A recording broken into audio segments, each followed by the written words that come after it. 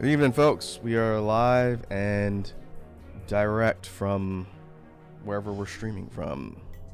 The internet. The mighty internet. Let me get everything switched over to the retro layout and we will get started. You'll be able to hear the Armored Core audio in the background for the streams. That's what I want to switch over right now. Yeah. There we are.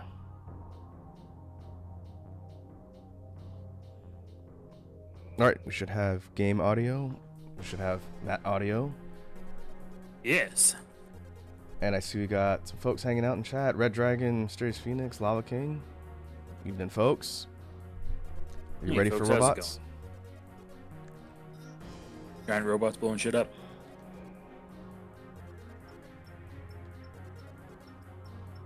We are picking up where we left off in Armored Core 3. It has been a few weeks now. Hopefully we will be able to beat it today and then see what lies beyond in this game. Ooh, we got a hydrator off the bat from Mysterious Phoenix.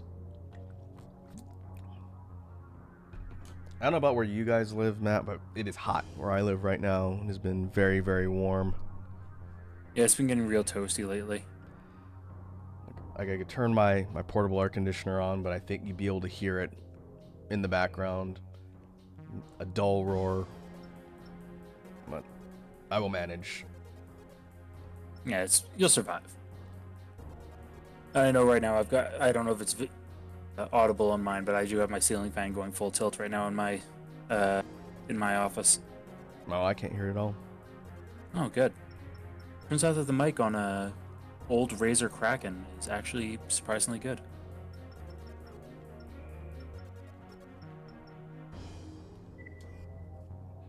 Alright, I think I will go ahead with the build we were using before. I was telling Matt before we jumped on that I have to think for a bit what we were going for. This build is apparently lots of bullets and somewhat heavy firearms. I think it's shotgun on the right and a howitzer on the left. And then twin chain guns on the back. And things on the shoulders are a toggleable additional shield that will burn energy.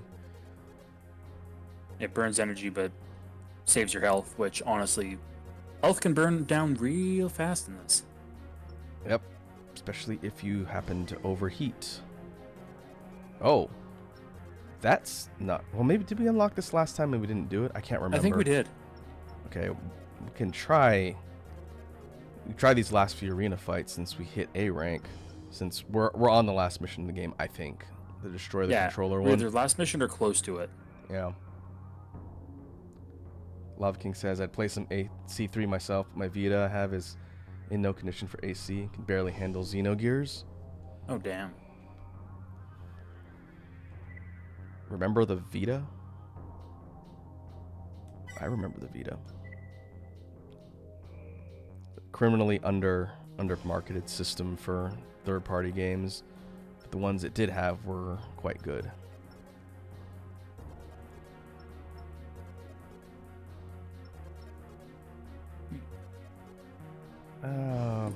So Royal Mist is one of the high-ranking Ravens that we've seen as a hireable buddy on missions. We'll stay at the parking lot. Let's see how much. Yeah, parking lot's always been it's old reliable. Yeah, King apparently bought it secondhand from a local mom and pop retro game shop. Ooh, nice. Oh. I like local game shops like that. No, we have one or two in town. The problem is they're at the south end of the city, so like I have to really go out of my way to go and check them out. They generally have some good stuff you can find for cheap there. Yeah, exactly. And even if it's not cheap, like if it's worth getting at a reasonable price. Still.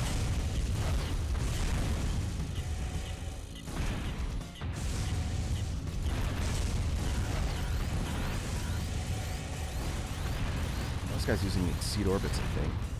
Little pods that pop up and shoot you. Some Go Classic Gundam bits. I think that's doable. I gotta remember the control schemes. I'm having to flip my grip around again. Yeah.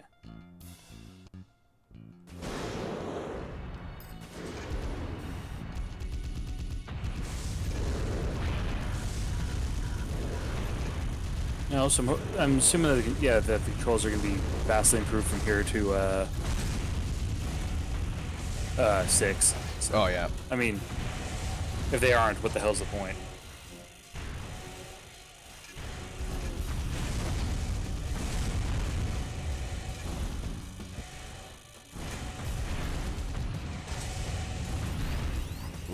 Oh man, he's. Did not mean to turn my shield on. I think that's what's killing my energy. It's on Yeah. left stick press. So if I push too hard, it'll turn on, and then I will run out of energy. Yeah, which one? Yeah, there's fucking no run, and the fact that he's already faster than you, like.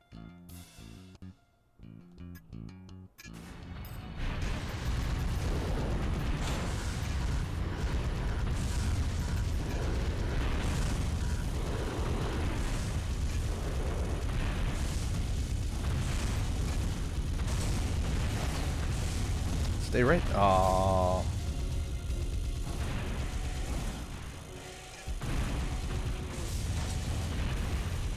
Had a life lead until we moved. Alright, give that a couple Oof. more tries. I don't really need the money at this point. I think this build is going to take us through at least the final couple missions.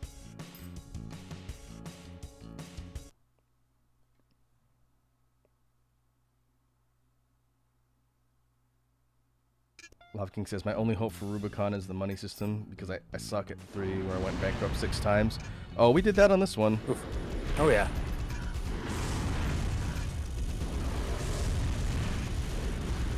All over Rubicon is the money system. Yeah. Yeah. Well, so we were talking a bit about changes earlier and things that people have been sort of reacting to in the gameplay that's been shown off so far for 6.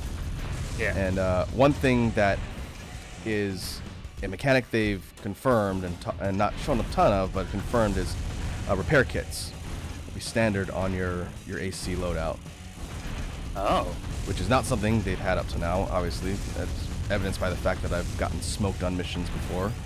And that you're getting hell. The current gameplay is proof that repair kits aren't a thing.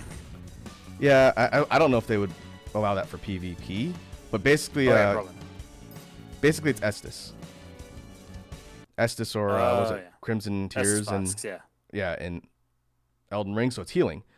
It is an instant heal, and I think you get a couple of them that you can take out with you on a mission. Which I think is a good idea because it basically just means you'll get less punished if things go south on a mission. Yeah, exactly. And comparably, Done. what the last Armored Core game that came out was in 2012. Verdict Day, yeah. And That was in between Dark Souls 2 and 3, I think. 1 and 2 actually. Oh no, that's Dark Souls Remastered 1.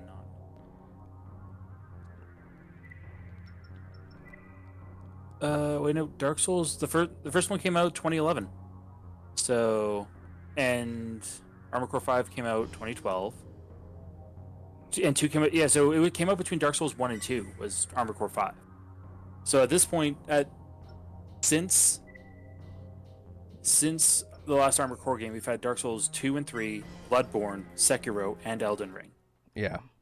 from Soft. What some people have pointed out, because again, I played 5, I didn't play Verdict Day. There were repair trucks or convoys that were, I think, on the map placed somewhere, and you could hit those to restock weapons and replenish AP. Yeah. But they were never an onboard inventory healing item in the series so far. Which, again, I think it's a cool idea, especially if they end up ramping up the length and complexity of the missions themselves. Some of the diehards in the community are definitely not happy with that, which is, fair to not like, but at the same time, you don't have to use it. if you don't want to. Yeah, I'm sure there's a way to toggle them off even. Or just don't use them. Yeah, just don't heal. So it's there for people. It's there as a gameplay additive, but it's not mandatory. It's not like, example, in Pokemon Gens 8 and 9, you have a forced experience share on your team. So you're forced that everyone gets experience whenever you win a fight. And lots of people are cranky about that because they're like, oh, I want to have one Pokemon that's really overpowered and the rest, and have to level them one at a time. It's like, Right. well, this is considered a quality of life increase. You can challenge yourself by playing the game differently to make it more difficult. Is it a toggleable feature? It was in 7. I think 8 and 9 it is non-toggleable. It is permanent, always on. Because more people like it than hate it. That's really the trick. If more people like a feature than they hate it, they're gonna keep it. Yeah, definitely. Yeah. But of all things, really, like Mecha Estus flasks is what people are gonna gripe about. It's not the only thing, but it is one of the things that kind of surprised me. Well, nothing should surprise me at this point, but I found it interesting that some of the it's the internet. Some of the more diehard people in Armored Core, it's not a lot. It's pretty vocal minority, I think, are making the whole argument that their beloved franchise is becoming more casual, which it's a FromSoft property. That's never going to be the case. That argument will always be incredibly stupid to me. But they did add something else, which has not really been a thing to the extent they're talking about in Armored Core, which is checkpoints. There are mid-mission checkpoints somewhat. I think we've seen it less in this game, but I think they had something like that in For Answer. Yeah. But there are more dedicated checkpoints, like right before a boss. And I think they're going all in with bosses in 6. So, like, if you die, you'll get kicked back to the start of the freaking mission and have to do the whole thing over again. Yeah, and some of the bosses, like I saw the newest gameplay trailer, and some of the bosses look sick as hell, and it very much feels like, and I'll admit, some of the gameplay with how the speed looks, it feels like it's a higher mobility Bloodborne in the style that it plays, where it's like includes verticality and there's a lot of movement to it. Because some of the bosses also move very fast. Yeah, it definitely doesn't look as fast as For Answer, though. Like, yeah, looking at that boss fight, you can follow the camera. It's not zipping around at high speed. That immediately makes it slower. Yeah, which is okay to me. Like, it's fast. It's faster than this. Yeah. And by, like, a wide margin. And it's fast, and I would argue it's only marginally less fast than 4, I would say. And that's just based on what I saw the game. And that's based on the builds they're showing off too. It's very possible like lightweights and other things may move even faster than what the sample gameplay has shown. We just don't know. It's too early to tell. Yeah. And I would almost say that there's almost definitely, on top of that, I bet there will be some stuff with gameplay that will reward the tankier builds. Like, there's going to be missions that reward being a bit tankier. Yeah, so by that token, that was definitely winnable. One thing that the checkpoint system has, they didn't really mention specifically, but it's part of the gameplay that everyone's been talking about. At the checkpoints, you can change your build. Huh. So you can go into the garage, kind of like Monster Hunter, where you go into a camp. And so you can like, just swap into something that's going to do you a little bit better. Yep. So if you're up against the boss and the boss is beating you, and you're like, man, lightweight is not strong enough, you want to go tanky, then you can absolutely do that at the checkpoint. All right. I kind of like it. Yeah, I think that's a really cool idea. Where are you? Where are you going? Okay. But it gives you a lot more options, and again, definitely more kind of newer player friendly to give you that option. But again, some of the diehards are like, it should be brutal. You should have to do the entire mission over again and, redo your build from the garage, and it's like, I bet there will be ways where you can turn off checkpoints too. well, you can do that too. If you're playing the game and that's the way you want to do it, you can just quit the mission, go back and redo it all over again. But for everyone else, it seems like it'd be a weird thing to punish. Yeah. Hey, we beat the arena. At least the top. There's these new ones down here too. But we're rank A1. Huzzah. It's at the top.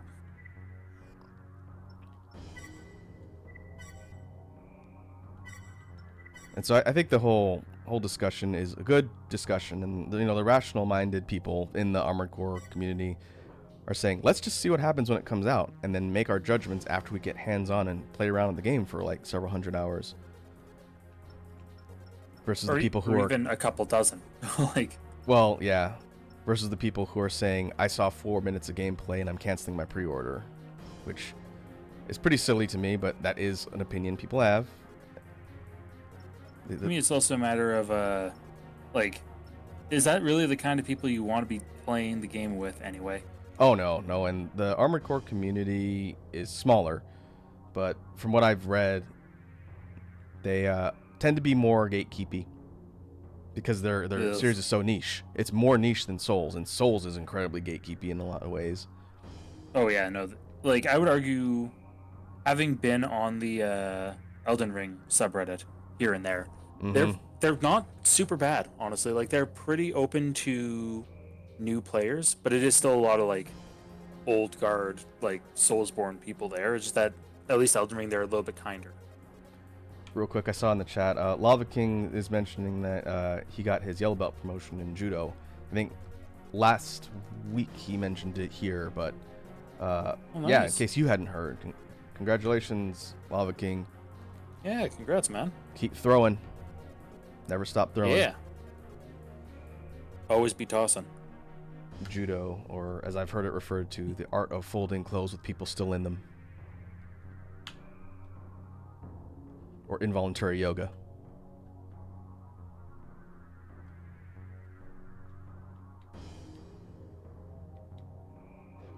Alright. I guess we can take a real quick look at the garage. I don't think there's anything that unlocked that I can remember. Thinking specifically weapons, because I don't remember what this next mission even has.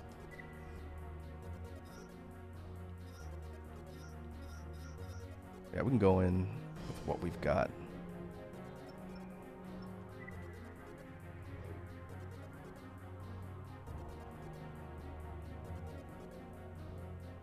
Love King says, as a Mecha fan, went to a Discord for Armored Core. Those guys are merciless and very gatekeepy. I'd say not all of them. It's not really an overwhelming majority of the community. It's just the ones that appear to be the most vocal. Yeah. And unfortunately, it's the vocal ones that kind of comprise everyone's opinions of what the fandom looks like. Oh yeah, it definitely paints the entire community in a worse light. Good example, as like a parallel.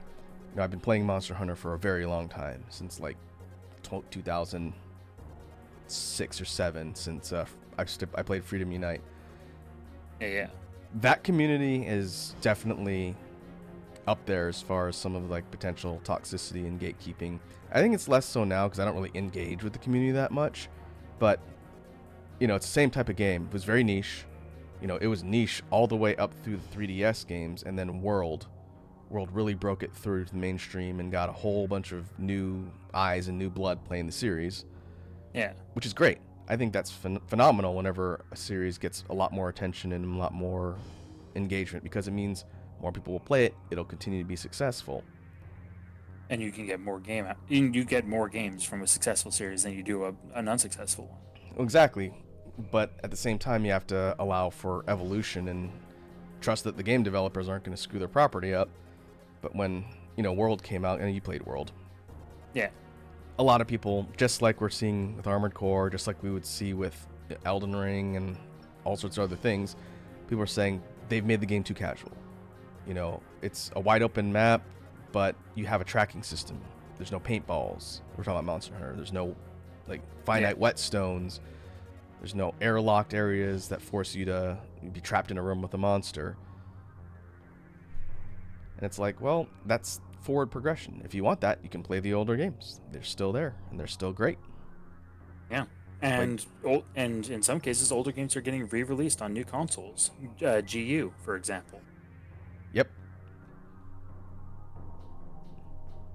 Wow, this one pays a lot. And so the whole idea of lack of forward movement and gatekeeping in general is just something I always thought was kind of silly. You don't have to agree with every decision a game developer makes. By all means, feel free to criticize, but to tell people that they shouldn't play a game or they haven't quote, quote put in the time to be able to engage or be part of a community is very stupid and toxic, and I do not entertain that at all. Yeah, I don't endorse that thought. And Lava King with the perfect point of saying, for lack of a better word, archaic game fandoms will complain about quality of life improvements and gatekeep from new fans to act like whatever difficulty they face made them entitled. You know, kind of like people who say that student loans shouldn't be forgiven. Funny thing It's like, about oh, I paid my loans. No one else. Everyone should have to pay theirs too. It's the same horse shit. That is entirely missing the point. Yeah. It's funny because those same groups that, let's say they push enough to keep whatever bubble they're safe within, and maybe stifle whatever development a developer wants to do, like maybe in smaller operations. Those same people will eventually complain that there's no innovation in their series or their franchise. And they'll say, yeah, it's not evolving, or it will become stagnant and die. And they'll say, how could this have happened? Well, you force people away from trying to get into your property and helping it grow. Therefore, it died. Yeah. It's like you forced your own stagnancy. Long as you said, wait, me or the student loans thing? The student and then loans saying, thing. look, the student loans thing. Yeah. Also, look at Assassin's Creed. Assassin's Creed didn't really... It added new things slowly over time, and then it did its complete about-face with Origins, Odyssey, and Valhalla, where it made it into more like an action RPG type, and now they're going back to close to the original format with Mirage coming out later this year. Yeah, good example of fans claiming it changed, now it sucks, or it became stale. Honestly, Odyssey was a blast. I never played Origins, but Odyssey was really polished. I kind of think Assassin's Creed might suffer a little bit from brand fatigue too. That too, yeah. Because there's a lot of them. They had a new game coming out every year or every other year for the longest time. Yeah. And I think people trying to get into the series would look at like the list and say, where do I start? When you could probably start with the most recent one, since it's usually designed and geared to be able for anyone to get in there in the series, but I think that's why they don't. That's why they don't number them, I'm imagining. Yeah, they don't number them anymore because of that. The only three that technically that you should play in order for the story to make sense is 1, 2, 3. Even 4 you don't have. 4 you could start with 4 and you'd be fine.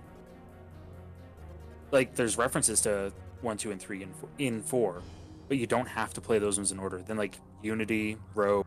You can absolutely play. You should play those separately. Unity, honestly, watch the cutscenes. Don't bother playing it. It's not great. So that's the one where they put a massive emphasis on multiplayer. That whole idea is one thing that makes me think for Armored Core 6 coming up. I understand that because it's a long-standing franchise that has a pretty devoted community, why they call it 6, because it's the 6th generation. But I almost feel like they would have been better just calling it Armored Core Fires of Rubicon, because it's a resurgence of a long-standing series, but a lot of people are probably going to see it come out or see all the press around it and go, I never heard of this series. It's the 6th game. Do I need to play Armored Core 1 through 5? And then go look at the list and go, there is not 1 through 5. There is 1. 1A, 1B, 1C, 2, A, B, C, D, E, 3, A, B, C, D, E, F, 4, A, B, 5, A, B. Do I need to play all these before I get to 6? And the answer is no, not at all. No. In fact, you it's could going to probably actually... It'll be better for you if you don't go back unless you're really curious. Yeah. Yeah. Spoiler alert. You might enjoy 6 more if you don't play 1 through 5. I would say you might appreciate the older ones more when you start with something that gets you into the franchise and controls better. Yeah. But it depends. Some people who started with Monster Hunter World and Iceborne cannot go back to the ones before, which is a shame because, you're tinkering around GU for a bit. It is difficult and it's a shift, but once you get through the older systems that were, the framework for the series and get used to it, there's so much content to explore in those older games. Same with Armored Core. Yeah, like, GU is one that I need to push back into, but that's going to happen after I beat Tears of the Kingdom at absolute earliest. But then it's now firmly locked into my backlog, unfortunately. Hey man, I'll bring my Switch in August. Sounds good to me. Hell, we can hit up that retro game shop. We'll have time. Yeah, and Lava King Singh, have you seen the video of if every piece of Final Fantasy media was numbered? It's awesome. I'm gonna have to look that one up. Oh boy. Because Final Fantasy is another one that, like, I'm glad that it's numbered because it's their long-standing tradition of just give it a number and go. So is that chronologically assigning a number to every title, like from and then start see to what finish? Final Fantasy we're actually at. Ooh, it'd be like Final Fantasy 30 something, I bet. Yeah, because I know there's the 7 is 10 and 10 becomes 20. That's how bad it becomes. It's funny. I'm working on some media for a future stream. I don't know if it's gonna be next week. Depends how much time I have. But it's a chronological list of every fighting game I've played and every character I've mained in every fighting game I've played, from Oh damn. the beginning to 2023 Street Fighter 6. And so I started working on this last night, just compiling like games and dates, and then I'm going to put together a fancy PowerPoint presentation to go through on a chill stream. But if you took that same idea of numbering every iteration in a system and you did it for Street Fighter, Oh Christ. I don't know many- if there'd be as many as Final Fantasy, but there would be a lot. Just Street Fighter 2 alone. Yeah, especially if you count every iteration, not just every numbered release, just any iteration where they've changed something. So you have like Street Fighter 2, Street Fighter 2 Turbo, Street Fighter 2 World, the new challengers, or wherever the one that added the 4 new characters was. Yeah, and then Super Street Fighter 2, and then Super Street Fighter 2 Turbo, and then Oh yeah, Championship Edition, and then the Alpha series, the EX series, the EX series, exactly. Like there's a stack of them. the Versus series, X-Men versus Yeah. Street Fighter would count. Oh yeah, that would, yeah. And Lava King's saying the Final Fantasy is actually up in the 70s because it's not just mainline games; it includes the movies and the mobile games. We don't really talk Is- about Spirits Within, Lava King. We just pretend that Spirits Within didn't happen. Hot take: Spirits Within was better than Final Fantasy Unlimited. That's not a hot Actually, that's take. not that hot of a take. I thought you were gonna say better than Advent Children. Oh God, no! Are you kidding? Wazzy would eviscerate me if I said that. You know Also, Advent Children's actually really good. You know Mother's Basement, right? Yeah. I watch his stuff occasionally. He just put out a video on Final Fantasy Unlimited. It's on my queue to watch, like when I'm eating dinner sometime. He put out like a 20-minute video on the... Oh yeah, we're called the Final Fantasy Unwatchable. I need to watch that because that'll validate my opinion that Final Fantasy Unlimited is trash. It's got a really good opening theme and closing theme, and everything else about it is garbage. From what I understand, it had good concepts, terrible execution. It even had good presentation. Like they used this kind of weird 3D hybrid graphic system for a lot of the action that was still kind of in its early days, but like the animation was fine, the characters were drawn fine. It's just the story was absolute slop. It was bad, and it was really hot garbage. It really pissed me off when I got to the end of that series and it ended, and I was like, I want my time back. Give me my time back. That was me with Darling and the Franks. Lava King saying FF15 is actually FF75. Oh, yeah, because there's a schwack of like side games and misnumbered games. With 7 is 10. Because I'm gonna guess the ones prior to 7 that would be numbered would be Mystic Quest. Adventure? Which Final Fantasy Adventure, Tactics. right? Tactics. Adventure, I don't know if I would count Adventure or Legend because those are just retitled versions of other games that were relocalized as Final Fantasy in North America. Because those are like the old Game Boy games, right? Like, Yeah, very, very old. I'm gonna double check that because I'm very sure. Uh, oh no, it was Final Fantasy Adventure was called nope, Final Fantasy Gaiden or Seiken Densetsu in Japan, and in Europe as Mystic Quest. So no, it was called Final Fantasy the whole way through. Was it Legend then? That would definitely be an interesting project to research. You'd have to go through quite a bit of media. It was a Makai Toshi Saga. It was part of the collection of Saga series is Final Fantasy Legend. So yeah, those aren't Final Fantasy games, the Legend ones. Oh, and Chocobo Tales and Chocobo's Dungeon. And like I remember in Crystal Chronicles particularly, I had a blast with Crystal Chronicles. Loved that as a teenager. Never got a chance to play that one. That one was one of the ones that was a pain in the ass because it was in the middle of the whole GameCube connection to the Game Boy Advance, like having the link cables to use it as controllers. Right. Yeah. I never knew anyone who had the title. I had that one and my buddy and one of the link cables and my buddy who had the link cable we played together played Crystal Chronicles and Four Swords Adventures. Oh yeah. Which also required the Game Boy connection. I remember Four Swords Adventures. Four Swords Adventures was also a blast, but the problem is it was limited by the fact you had to have a Game Boy. Apparently, FF15 is FF75 and 16 is 92. Well, I guess are we counting remasters as their own titles? I would assume so. If we are, then that's broken as hell. Because FF's 1 through 6 Pixel remaster came out between 15 and 16, and that's just 1 through 6.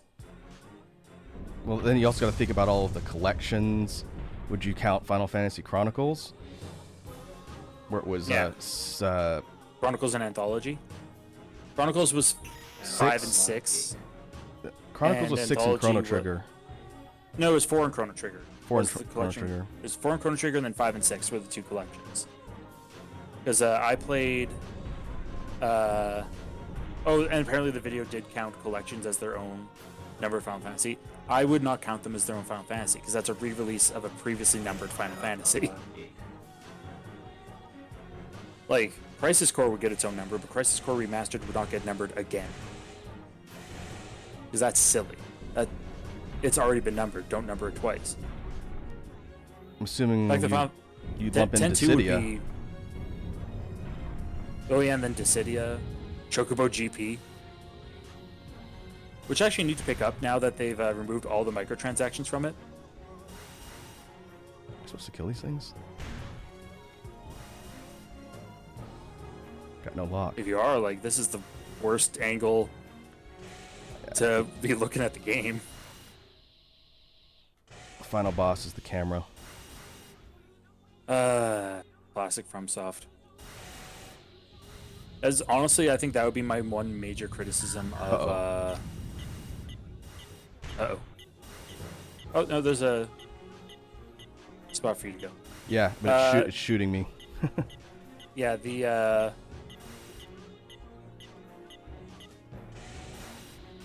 I would say one of my primary criticisms of Elden Ring is that with some bosses, the camera was worse than fighting the boss.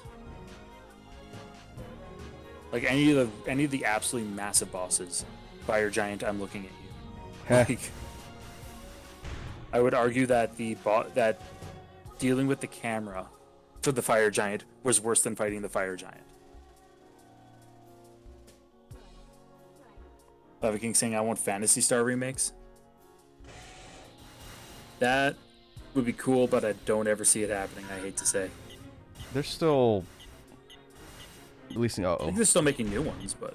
Well, the latest PSO Online or PSO had content for it. I don't know if it's still being developed, but that's a series that I probably would have gotten really into because it's kind of like Monster Hunter adjacent in a lot of ways. Ugh. Mission's gonna be a pain in this build. If I go light, I can go up to the top, so we'll see. Yeah, because like, yeah, they just focus on Phantasy Star Online. Oh yeah, because we're never gonna get just standard Phantasy Star. Honestly, I'm shocked that we're getting a remake of Star Ocean 2. Yeah, when you mentioned that, because I didn't watch the whole direct, I saw the highlights later. But Yeah, because it's getting like a 2.5D, like full-on remake and revoiced and everything. yeah, I played part of 2. Was it a PlayStation? It was PS1. PS1? Yeah. I played part of that. The only but- Star Ocean that was on PS2 was Till the End of Time, which is the third one, Oh, which yeah. was the last good one. Yeah. That series has had quite the arc. Yeah. It's less of an arc and more of a downhill roll.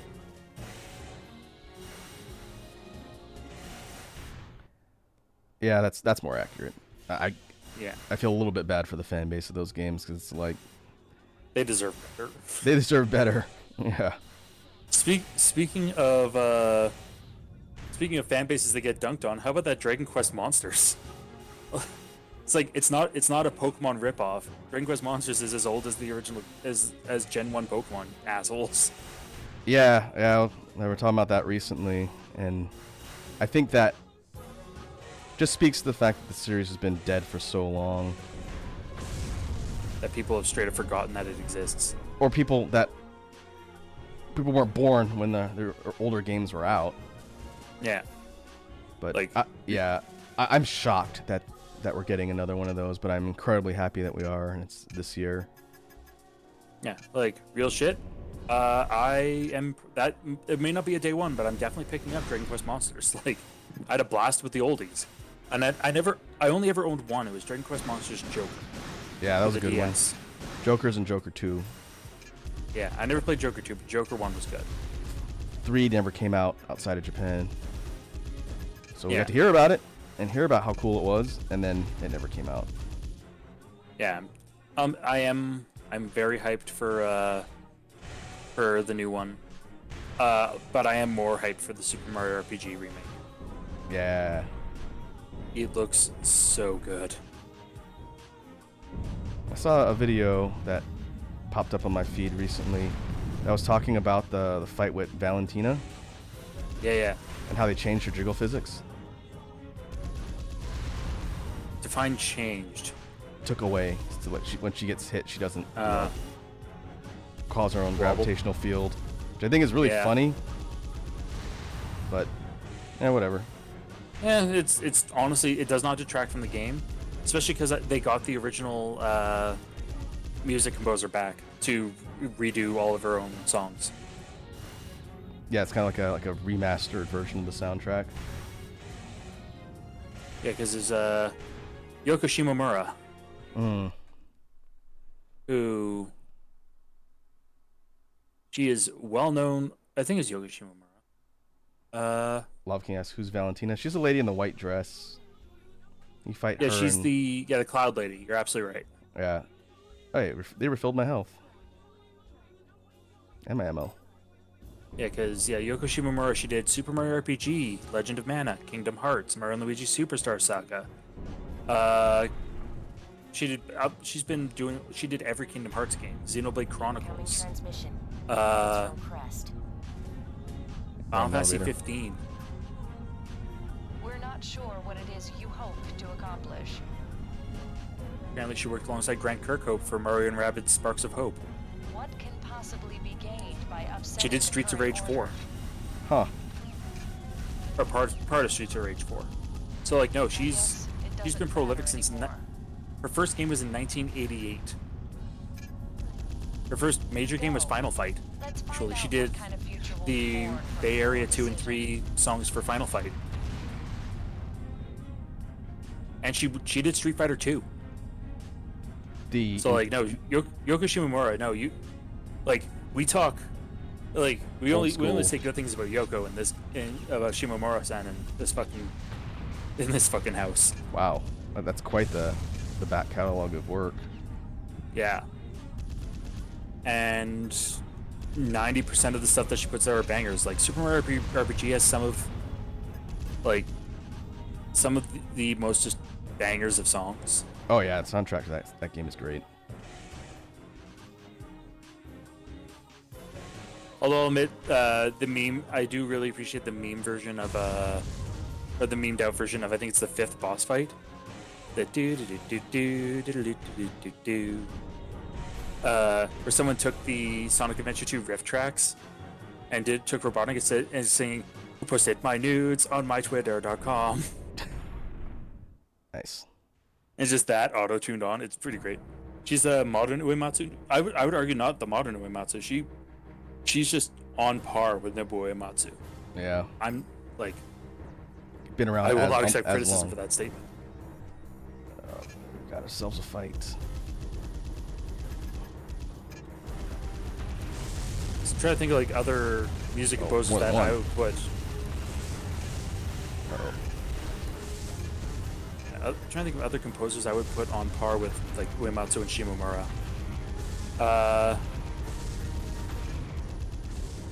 On the western side, I would personally say Grant Kirkhope. I genuinely think his work is fantastic. Mitsuda would be up there. Mitsudo? Mitsuda, one of the Chrono Mitsuda? Trigger. Oh yeah, Koji Kondo actually did almost every Legend of Zelda. Oh yeah. It's Yeah. He did the man who made Gerudo Valley. No, like simply put, that song slaps too hard. that's a good song.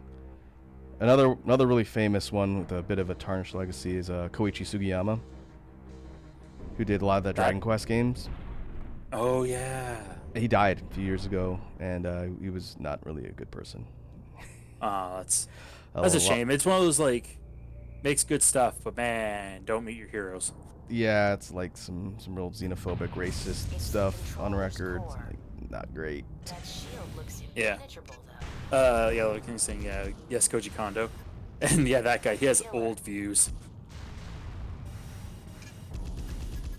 There's a heat source in the center.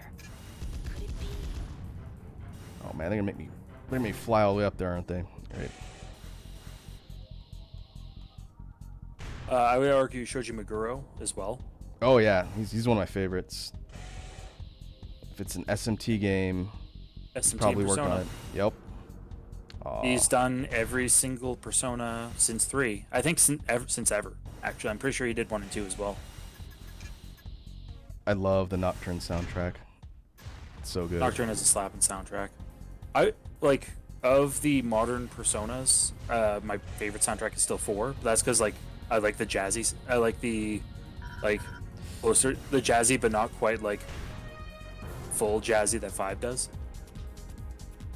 Yeah, I really like. I think 4 would be my favorite soundtrack of the Persona games, and then 3 after that.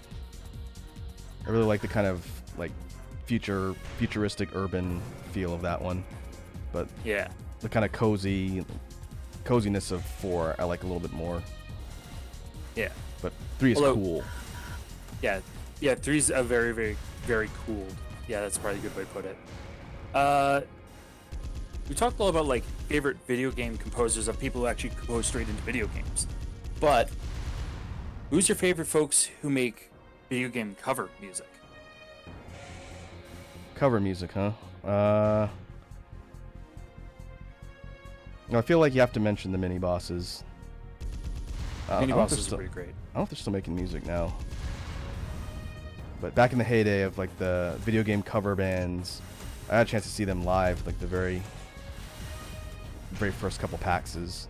Put on a good show. Yeah. Lava King saying the Megas. The Megas do slap. They're Yep. pretty great. Dwayne and Brando. Yep. Dwayne and Brando are fantastic. Probably, I would argue some of the best video game rappers out there. The Got to 8-Bit see- Big Band is really good. I got to see Video Game Orchestra at PAX too. They put on a good show. Oh, nice. They did a really cool cover of Snake Eater. If you like the songs from Undertale, I would definitely recommend Statu Network's cover album of Undertale songs. Their cover of Hopes and Dreams is probably the best. And there's one that I found. They've done a couple albums specifically of Legend of Zelda, mostly Majora's Mask cover songs and tribute songs, called Theophany. And their first album that they put out was a Majora's Mask tribute album called Terrible Fate, and it is very, very good. An appropriate name for that game. Oh yeah, I'm admittedly a little embarrassed to say Majora's Mask is one of the few Zeldas, especially more modern Zeldas that I have not beat. Yeah, I haven't played that one. I would recommend if you do play it, see if you can't get a copy of the remaster that was made on the 3DS. It's visually way better. It plays better in every way, shape, and form. Definitely seems like that one is generally kind of rated behind Ocarina of Time, but still considered, timeless classic. Yeah, It's different different themes. Oh yeah, way different themes. It's technically shorter because there's only really 4 dungeons, but it's built in a way that like the loop, that you're not going to do 100% of the content in a single loop.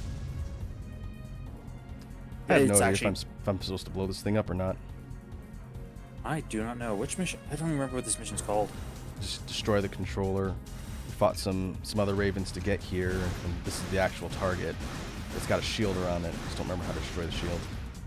I don't have a blade, otherwise just go up and swat it. Just slap it a bunch, yeah. Alright. The HUD should indicate a weak spot with a line pointing to it. It targets about one section below the shielded segment. That will is that what that is? I think and I'm almost that out of will bullets. destroying that will drop the shield. Got it. Oh yeah, the line's pointing down. Yeah, Did I it's on the other side of the pillar there. Oh, okay. I'm on the wrong side. I think I'm almost dead. Only HP that matters is the last one. And almost out of bullets, more importantly. Yeah, that's the more important. That's the bigger issue. Where the ass is it? Because it's indicating a weak spot. That has to be destroyed? Yeah, that has to be destroyed so that that'll expose the cooling mechanism if you destroy that. Okay. Just gotta get to a spot where I can see it.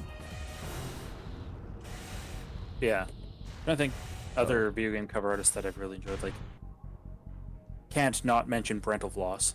Oh, yeah, that's a good one. Though he doesn't do as much parody anymore. Although he has an off-Broadway show that Yeah, the was Shatner very one. successful. Yeah, Con. Con, yeah. What you mean, like, damn, good for him. Yeah, and Lava King apparently met Brent at a con one time. Yeah, I met him at a PAX once. Pretty chill dude. He was promoting one of his albums, and he was just there kind of hanging out and talking to people. Nice Yeah. guy.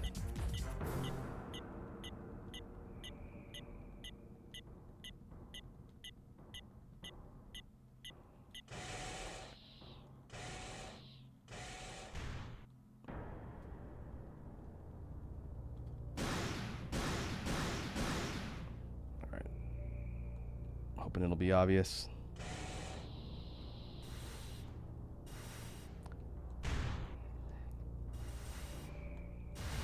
Worst case scenario, I start over and just try again. Doesn't seem like it's that difficult.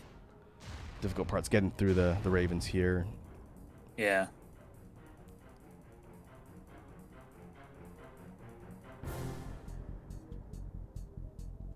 Let's see, another good video game art musician that I like is Little V. Little V Mills. Oh yeah. He's from Canada. He's up in Montreal, okay. I think. Same spot as Wooly. He does like a lot of like metal remixes of stuff. Pretty Yeah. talented dude. Yeah, Lil V's good. Daniel Tidwell does a lot of really solid metal covers of stuff. Don't know Daniel Tidwell. I have to check him out. Yeah, I know he does a lot of he's done a lot of Mega Man and a lot of Final Fantasy as well. Halfway decent cover of Bloody Tears. Oh yeah. I feel like you have to take a stab at that one at some point if you're gonna make video game cover music. Yeah.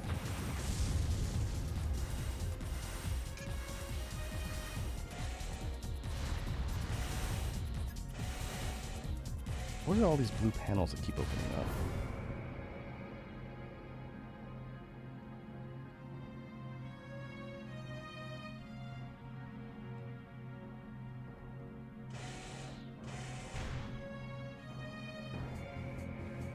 Oh, I wonder if it's one of these.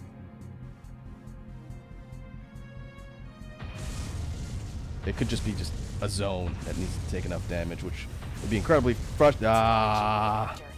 And it was. You have less than a dozen total bullets left. Alright. Well, at least I'll have a better idea if we come back. Because that's the target, right? To destroy the cooling parts. Yeah.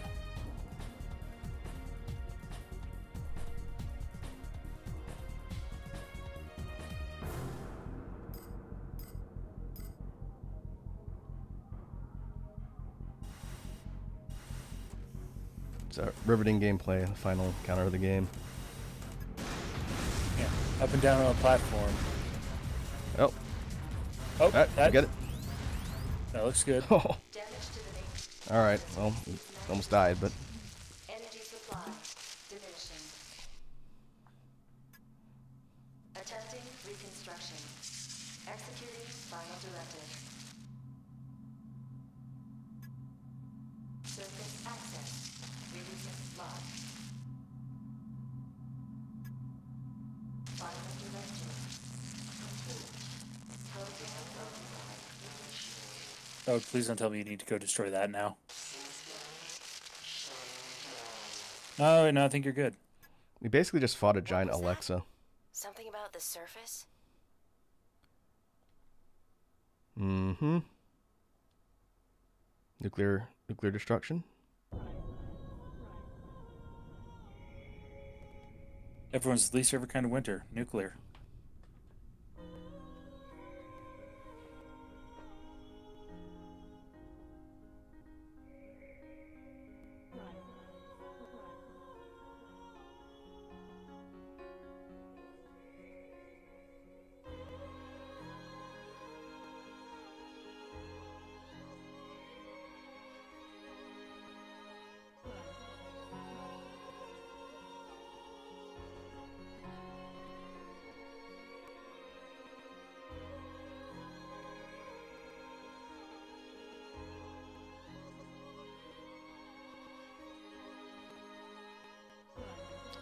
I don't think the audio's supposed to be doing that.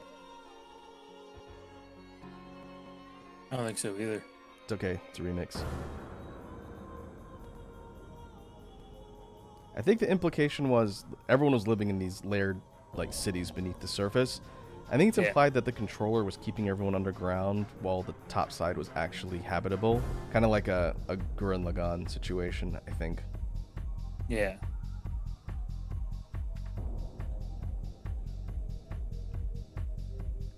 Well, that was Armored Core 3. Not really much of a final cutscene. Or a final, yeah, final fight even. I think.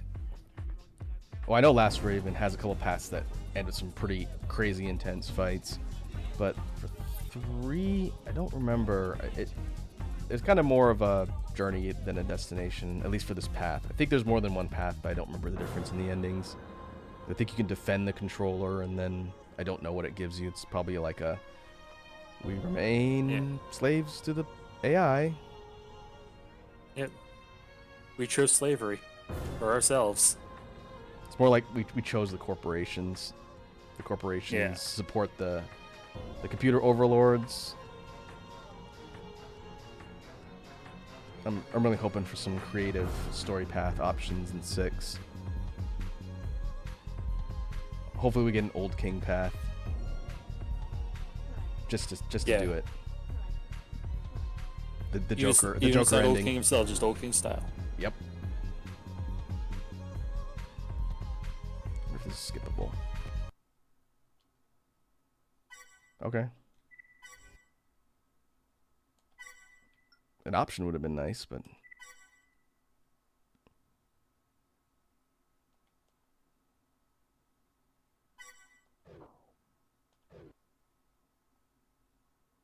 now let's see where it puts us.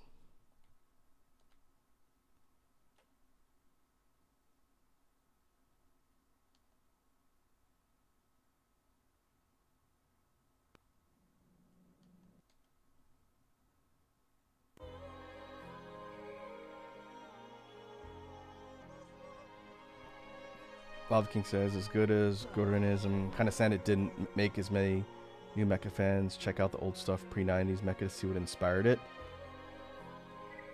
Yeah, there weren't a ton of mecha anime out around that time. There must have been a Gundam series running at that time, because there always is one running, but I think it was one of the Gundam Seed offshoots at that point in time.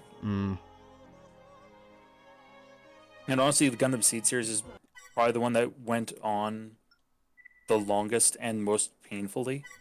I hear that one very heavily criticized by a lot of people. It's like the designs are not inspiring in any way, shape, or form to me, because it's essentially the same Gundam design with different backpacks. Is how you differentiate between the majority of Gundams in that series. And also the main character has plot armor like that's foot thick. Is it still Sad Boys? It's not as much of Sad Boys. The main character is a Sad Boy, but he's basically invincible and never loses. He's not Kirito bad, but he's close. These are the messages we got as we were clearing the arena. We did get some new parts, both for attaining our top arena rank and I think based on completing the game. Yeah. Exile. Oh, so where We'd did like this you to put fight us? Exile. Where did this? Oh.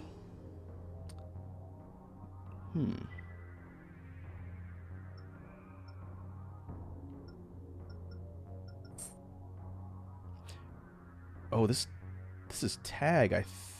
No, maybe not tag. Let's see. Oh yeah, I think it is. I think this is 1v2 or 2v2. I don't remember the extra arena. It's been so long. Yeah. Do you get to choose a partner, or just 1v2? That'd be funny. Yeah. Like we saying, Seed has some good stuff, but the Protag and the sequel is awful as you reuses Universal Century stuff. And Protag plot armor is way worse than Kirito. Mind you, I didn't watch Seed specifically because I was warned that like the story was kind of shit. But no, Gurren Lagann, I'll admit Gurren Lagann made me want to look into Gunbuster and Diebuster, but at that point in time, like piracy was my only option to get anime, and there wasn't a lot of easy sources for older series. Yar matey. Yeah, like now that we're getting to an age where most things are digital or in a more digital format than VHSs, which is what a lot of anime lived on back then. It's like there's a lot more viability for being able to go back and watch older stuff, especially because I think it's High Dive or Verve VRV that has a lot of older anime series. Crunchyroll has some, but not a lot. Yeah. Netflix has some, but not a lot. Same with and Amazon. Like, and it's also split up, like right there, like Crunchyroll, Amazon, High Dive, Verve, Netflix. Netflix has like the worst selection, honestly. Everything you can find on Netflix, you can find somewhere else that's just as good. I see. So we have a whole bunch of new arena challengers. I don't think this is done by difficulty. They're just all added at the bottom. And they have their own set of challenges. So we have that. The extra arenas 2v2s where we can pick a partner. For the missions, I think it just kicks us all the way back to the... Nope. I think it just opens everything. You know, you can just Yeah. you just do. You can go back and do the research, the missions that you passed on Or failed. or failed. And by passed on, I mean passed on as in you chose not to do them. Yeah. Because you failed and decided to do something different. Yep. There's a lot of that. Yeah. And loving and saying back to Grant, I'm talking pre-Gunbuster and Evangelion like Tenkuga. Hell, Robotech. Yeah, we were talking about Macross when I had Banani and Plops on. That's a series. I watched a bit of the kind of Robotech property they brought over a long time ago because I'm old. But that was like the cobbled together bits of several different Macross series that was packaged in the West as quote unquote Robotech. Yeah. But it's true. it's being brought back in its original form now. I think that's what Banani said. Yeah, because you're right, it's Macross. I know it as BattleTech because Robotech. I know it as Robotech specifically because I owned and played the GameCube game Robotech Battle Cry, which was a quick little. It was like maybe a 15 to 20 hour long action game where it was just Macross. Sounds like a cool concept. Yeah, it was a cool concept, but it also was like it followed one of the anime stories. I think it was Robotech's anime story, and followed it through to a bad end. Like, man, no, Robotech was a thing, and it got people into Macross, and that's a win. The mech designs are really cool in that series. Those like plain robot things. Yeah, and I remember that the game had a huge emphasis on transforming between plain half bot and full robot throughout, like depending on your situation. Well, by the definition of a mecha series, Voltron would be a mecha series, right? Voltron would be considered a mecha series, yes. And I would consider all of the Voltrons a mecha series at their heart, although I'd argue that Legendary Defender was significantly more character focused than other ones. Is that the Yeah, most Voltron's a recent super one? robot, yeah. Yeah, Legendary Defender's the... I don't know if it's the most recent, but it was the Netflix series. Yeah, I watched the first season of that. I've heard a lot about it from Ozzy and Plops, in that it starts off good and it kind of falls off towards the end, which doesn't make me want to watch the whole thing. Yeah, no. Its first two seasons are chef's kiss. After seasons 3 through 6 are okay. 7 and 8 are hot garbage. It's always good when a series does that and invalidates your entire investment in the series. Yeah, and it's very much, and it's one of those things that like it's the producers were influencing the writers to be like, oh yeah, no, we need to have more like sudden shock moments, and we're paying attention to the fandom so that we can like ignore what they want. Because it's one of those things the fandom doesn't know what they want from the series. Like they were not great. Voice actors were fantastic though. Like the voice acting was fantastic. Animation was really damn good in the first few seasons. Well, it's true, and a lot of saying stuff right there. I'm sick of people saying mecha is only by the robot and not characters. That is true. It's just more a matter of, when I say that, I mean that a mecha anime does regularly involve the mecha, as opposed to the mecha are a plot device for the characters, as opposed to it being like at least moderately close to a 50-50 split. Yeah, and you can probably fall on either sides of that categorization. Like you can have pretty shallow characters and focus on nothing but cool robots doing cool things, or you can focus more on characters and have robots be, like you said, a vehicle for moving like the plot forward, or be somewhere in the middle. Yeah. Like, it's a spectrum. It's too bad this doesn't flag new things that unlock. That's definitely new, I think. I don't think that was there before. Yeah, it looks new. That's nifty. It's basically back-mounted laser cannons. High damage, decently high damage, low ammo capacity. Yeah. Now that I say that, because I remember it's on my Steam wish list. I should double check because the Steam Summer Sale's on. I know I had the newest Super Robot Wars on my wish list. It's on half price. Did It's that come out still recently? It came out October 2021. So Super Robot Wars 30. 30. That's a lot of entries in the franchise. Oh yeah, and it's another one of those series that they could probably do without numbering it, because like you don't have to even think about the prior series or the prior entries. Oh, Killer 7's on for 75% off. High recommend. I might have to pick it up. Wild Hearts is on for 40% off on PC. Oh, nice. I also highly recommend that one. I need to get back and play through more of that. I think when I'm ready to Oh, take 30 it. isn't the number; it's the anniversary. Oh, for Super Oh. Wars, that makes sense. Yeah, I guess that makes more sense.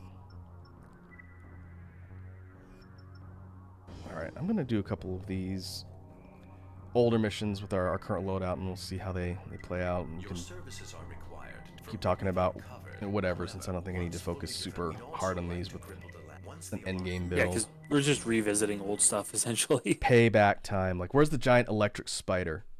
Which one was that? Yeah, time to kick that thing's ass. Oh, it's saying the 30th anniversary of the series or the franchise, where bonus stages with big thank you to the fans. Oh, I like that. The objective is to destroy all.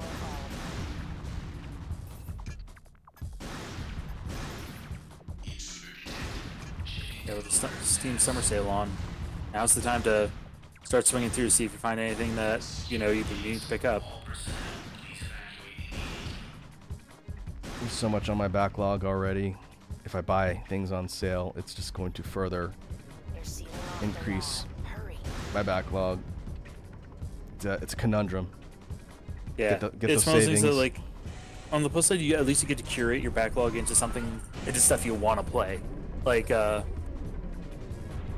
note that most of the the Soulsborne series that's on Steam is on sale for at least, I think Elden Ring's on for 20% off. Everything else is 50% off. Code Vein, which is Bandai Namco's anime vampire Soulsborne game, is only $12. Oh, that's good. Yeah, I've heard it's good too.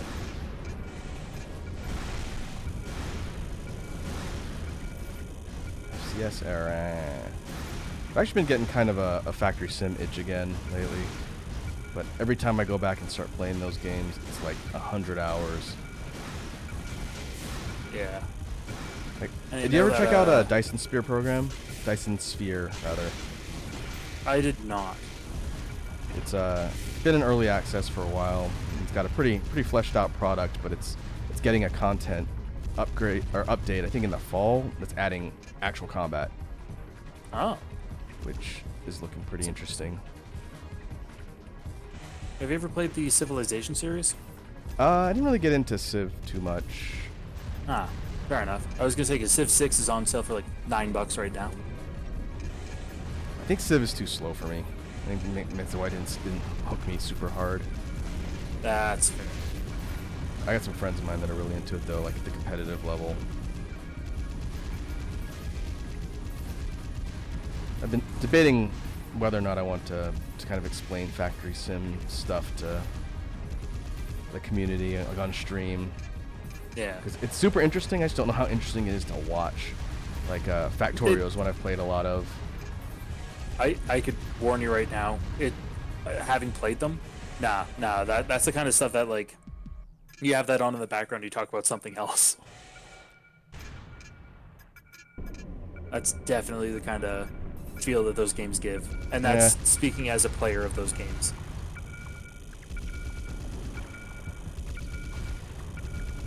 That's kind of what I was thinking. I could find a lot to talk about with those, though. Especially Factorio. I've put like a few hundred hours into that game. Yeah. But, again, it's very technical, so I don't know how much people would get out of hearing all that stuff explained if they don't care about the technical. Exactly.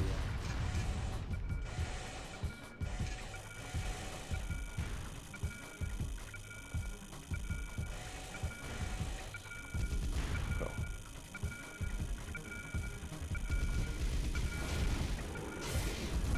Still been trying to beat the Etrian Odyssey game, first game. I think I mentioned that when we were talking last week. The post-game, like, final boss is locked behind 3 super bosses, and 3 super bosses require like a party built specifically with certain skills. Yeah. And so I ended up respecking a couple of my party members, which means I had to level them up from the beginning again. It takes forever. Destruction of all canisters confirmed. It really kind of killed my motivation to get through those last fights. Absolutely. Yeah. No, I think we're done. Oh, I just noticed that Tunic is also on sale. Tunic's a really good, kind of like isometric 3D. Plays a little bit like Zelda, but as a Soulsborne. And it's a very, very cute game. I would highly recommend it. I've been playing it on Xbox Game Pass because I think it's still on there for free. I remember hearing about Tunic. Yeah.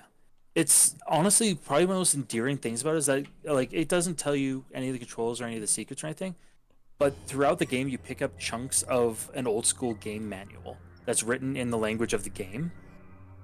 But it gives you some hints in English of like how a couple of the controls work, where to find a couple little secrets, how to do certain things that you didn't know you could do before.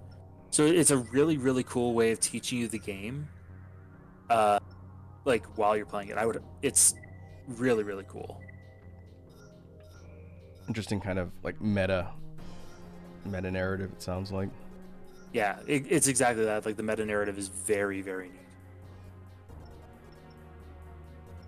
Oh, big lightning flash outside here. Lava King saying I like Cuphead. Cuphead is very cool. I would definitely.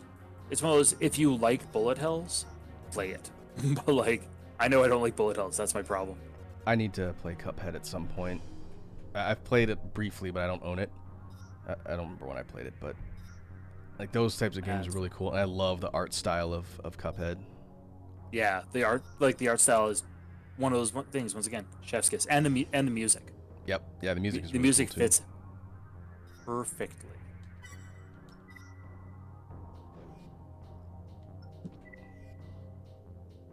I have 3.2 million credits, so I'm gonna start buying some random parts and put together like a mobility build. Yeah, fuck it. Just throw something random together. Have fun with it. What's stopping you? Money. Well, you sold 3.2 mil. You can still get Eventually, it. money will stop me. Yes. Yeah, eventually. It'll take a while though. Well, those are cool. Like he's saying, I don't care for bullet hell, but I love cartoons. No, that's legit too. I'm terrible at bullet hell games, but I do like them. Oh yeah, I suck at them, and I'm not hugely fond of them. Occasionally, I'm okay with them, and I'm okay with aspects of them being in other games I play. Like, I don't mind a little bit of bullet hell in my roguelikes, like Hades, Cult of the Lamb, Enter the Gungeon even. Yep.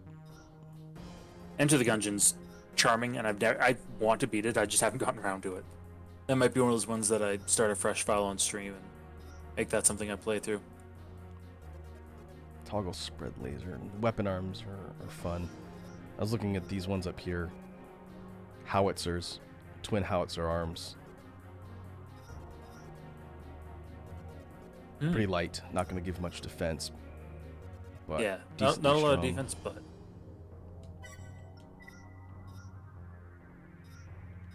Yeah. Let's try a weapon arm build. What would be good back units to pair? Maybe one back unit and one ammo unit. Yeah. Some of these take both sides, like these big fat missile launchers or these laser cannons.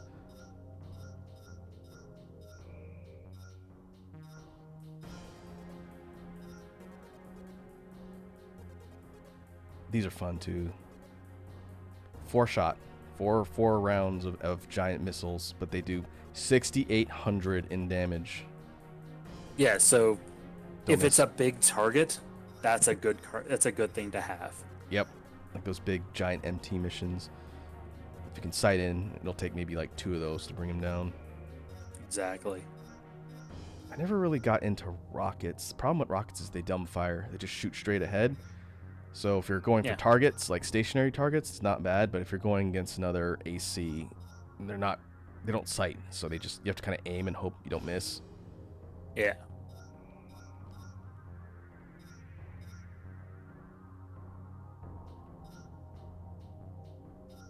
I could look for a good missile launcher. One thing that was noted in the Armored Core 6 gameplay footage that I think is really neat. I don't know how it works mechanic-wise, but in the footage, you see the player targeting enemies with the missiles, like the back mounted missile launchers.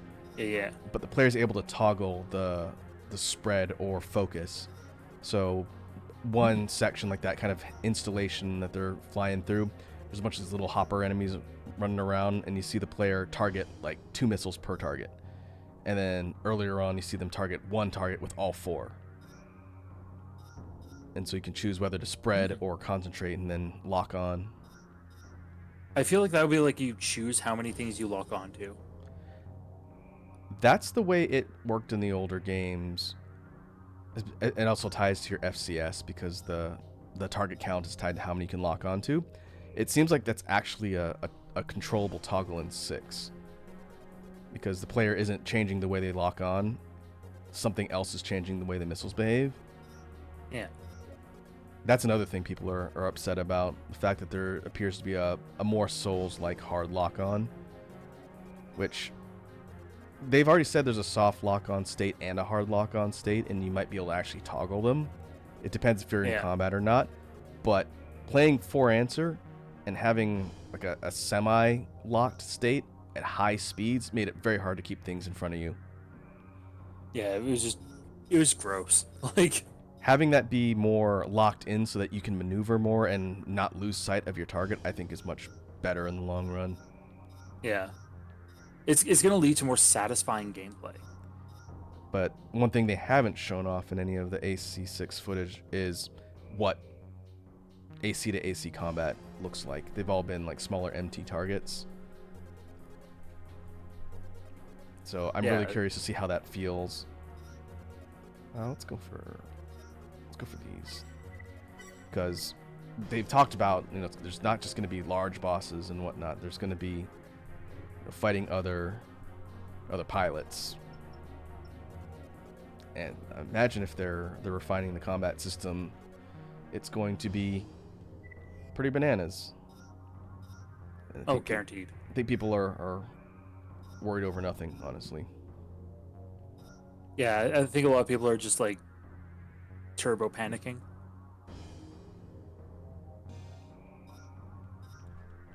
I never understood that mentality. Oh, Yeah, we got these at some point. I think this is a reward. 20 God, shots. those are 3,400 damage. goofy like if it was a person, it'd be zombie arms. Just That's big a- old cannons. That's tanks. Like, you want to outfit that on like something heavy that you can just plant, take aim, and light up whatever you're aiming at. It's And just ridiculous. eviscerate. 3,400. Toggle cannon though. I wonder what the different firing styles are.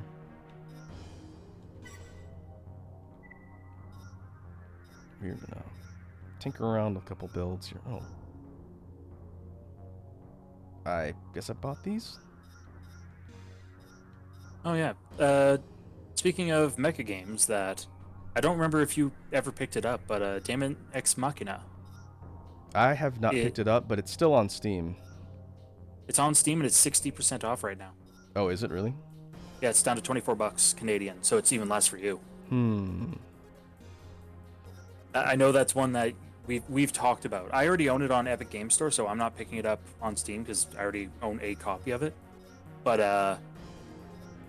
that is one that at some point I'm going to play for sure because it looks like just a blasty blast. Yeah, I've heard it scratches a lot of the Armored Core itch in a way, but it's not quite like a true successor because it's not as granular. You know, it doesn't go into a lot of the spreadsheet management that some of the games can do, but I've heard it's fun. Yeah, it's one of those that scratches the actual combat itch. Yeah. Lava King also saying, my only hope for success, money won't be an issue that screw me over. Cause, like, I'd rather, because you don't want to have to grind too hard. Daemon is rough, but very fun, according to Lava King. Good to know. I have it installed, I just haven't bothered playing it. Well, that's not gonna work.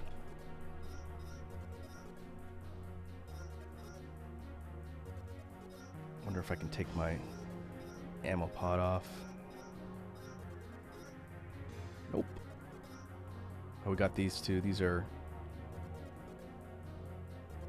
being, I think these are used by one of the ACs in the intro movie, but they pop up like little autonomous things that shoot the targets.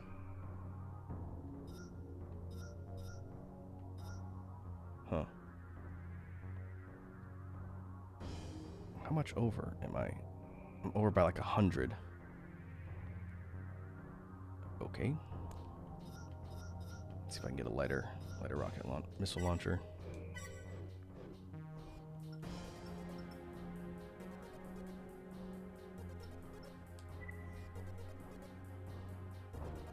Yeah, I'm not exactly sure. I think because of the way the mission structure is going to work for 6, I don't think it's going to be too punishing as far as being able to get money.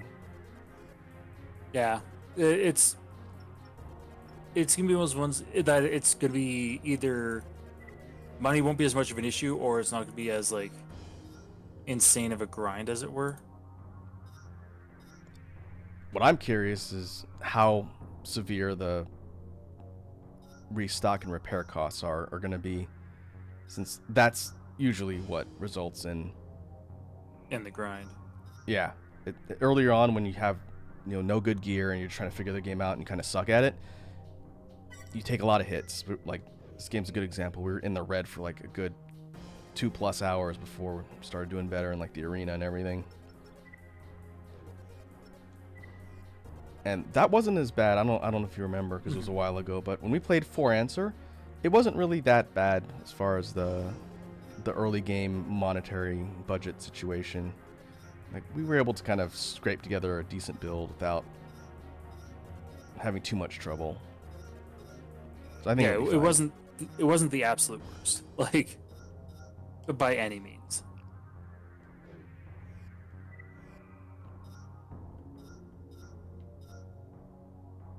It makes me wonder if there's a checkpoint system, and I don't know if it functions like a hard save or whatnot, but if there's a checkpoint system and you're fighting a boss and you're having like a bad run, like the boss is just burning your AP down and you're running through a lot of ammo, if you could just die intentionally, go back and redo your run from the checkpoint to have a better outcome. I wonder if it'll let you do that without any sort of punishment for your final rating and your incurred costs. I have a feeling restarting from checkpoint is going to hurt rating, because chances are it's going to have I'm going to guess part of the rating is going to be checkpoint uses. That if you use your checkpoint, it causes a ding. It's not like a guaranteed you won't get an A rank, but it's enough of a ding that getting an A rank after using a checkpoint is going to be real friggin' hard, kind of thing. That will be interesting. I am curious to see how they do that. Seems like that would still be a little player hostile, but it all just depends. It's player hostile, but in a very FromSoft way, where it's getting a clean no continue run, and if you can't do it, it's skill issues. that sort of system would definitely shut up some of the purists who are saying that it's too lenient. Yeah, that it's a matter of if you want that if you because yeah, it's exactly that where it's a matter of don't punish players for using checkpoints, reward them for not using them. Yeah, exactly. I could foresee them doing that. Or either that, or there's a cash bonus for, or like there's bonuses for having perfect runs. Oh, this howitzer doesn't not like- lock. That's a problem. Sorry. Not like no hit runs, because like no hit runs in any Armored Core games feels nigh impossible. Because one straight bullet hits you and that kills a no hit run. Yeah, there are people who do that. They're Martians. There's Yeah, so much that, like- going on that, like, well, in these games, there's a lot of small targets that are just shooting you all the time. There's almost no way, unless you're super fast, and you know every single enemy placement, to go through without getting hit. It's just not gonna happen. It's People just not are feasible. crazy. They'll find a way to do it. Like, I'm looking forward to watching the Armored Core 6 speedrun strats for like start to finish. Yeah.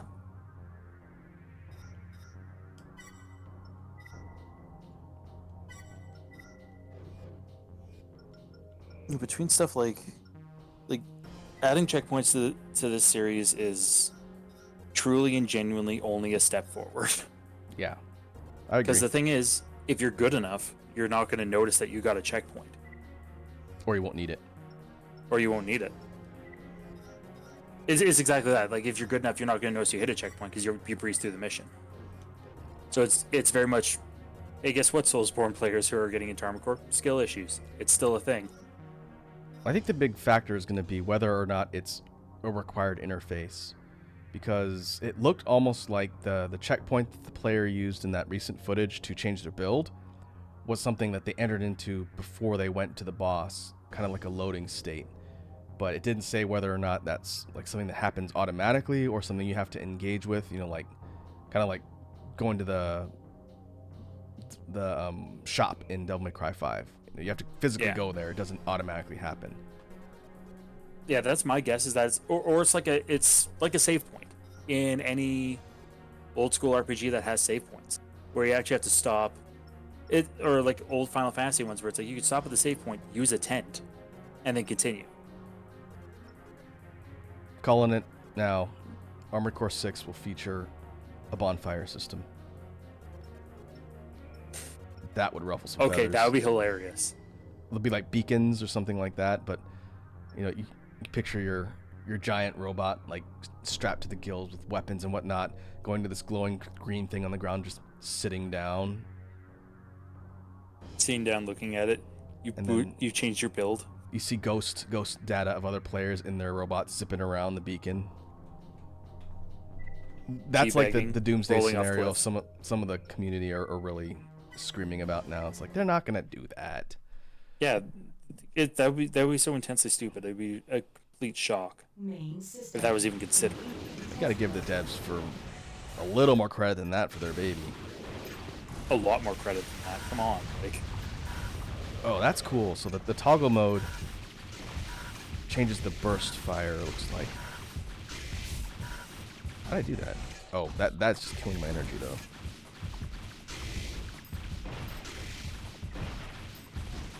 Yeah, so there's an additional toggle with triangle, where it would normally switch weapons. There's version 1, version 2 before it switches. So version 1 looks like that.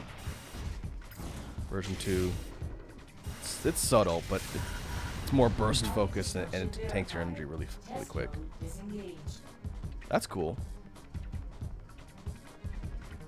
I almost feel like that's better for quad legs, where you can just kind of strafe and not have to worry about dashing, because you can't dash when your energy's being tanked. Yeah. Lava King says, I kind of hope the Human Plus thing from 1 is included. That would be nice.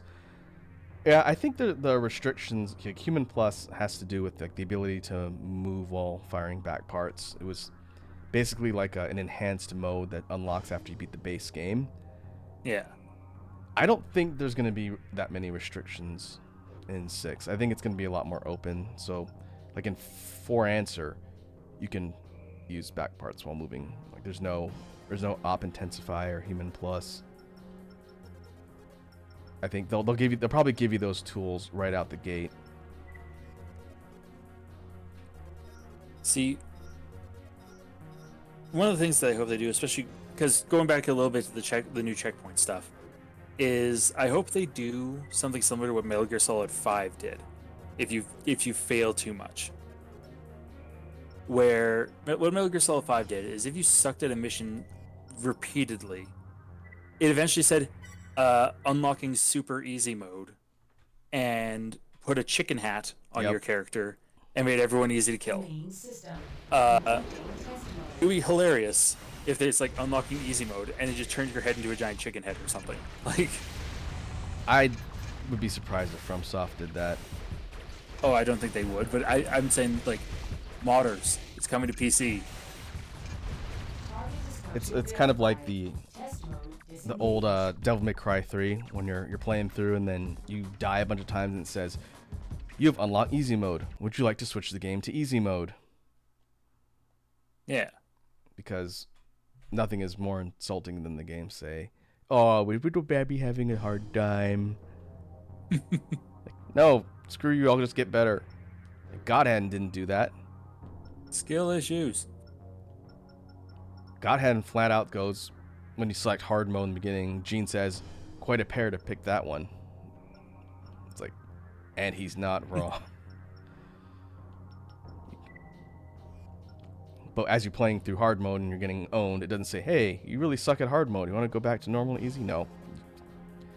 It's like, guess what? You Made your bed, sleep you're in stuck it. here.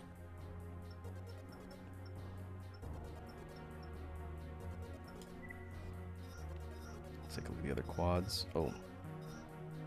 We haven't played around with hover legs really a lot. I think I might have bought these ones at some point.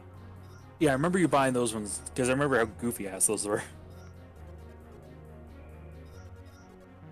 I was always a fan of the engine, like the engine tube. It's essentially like a pod racing body.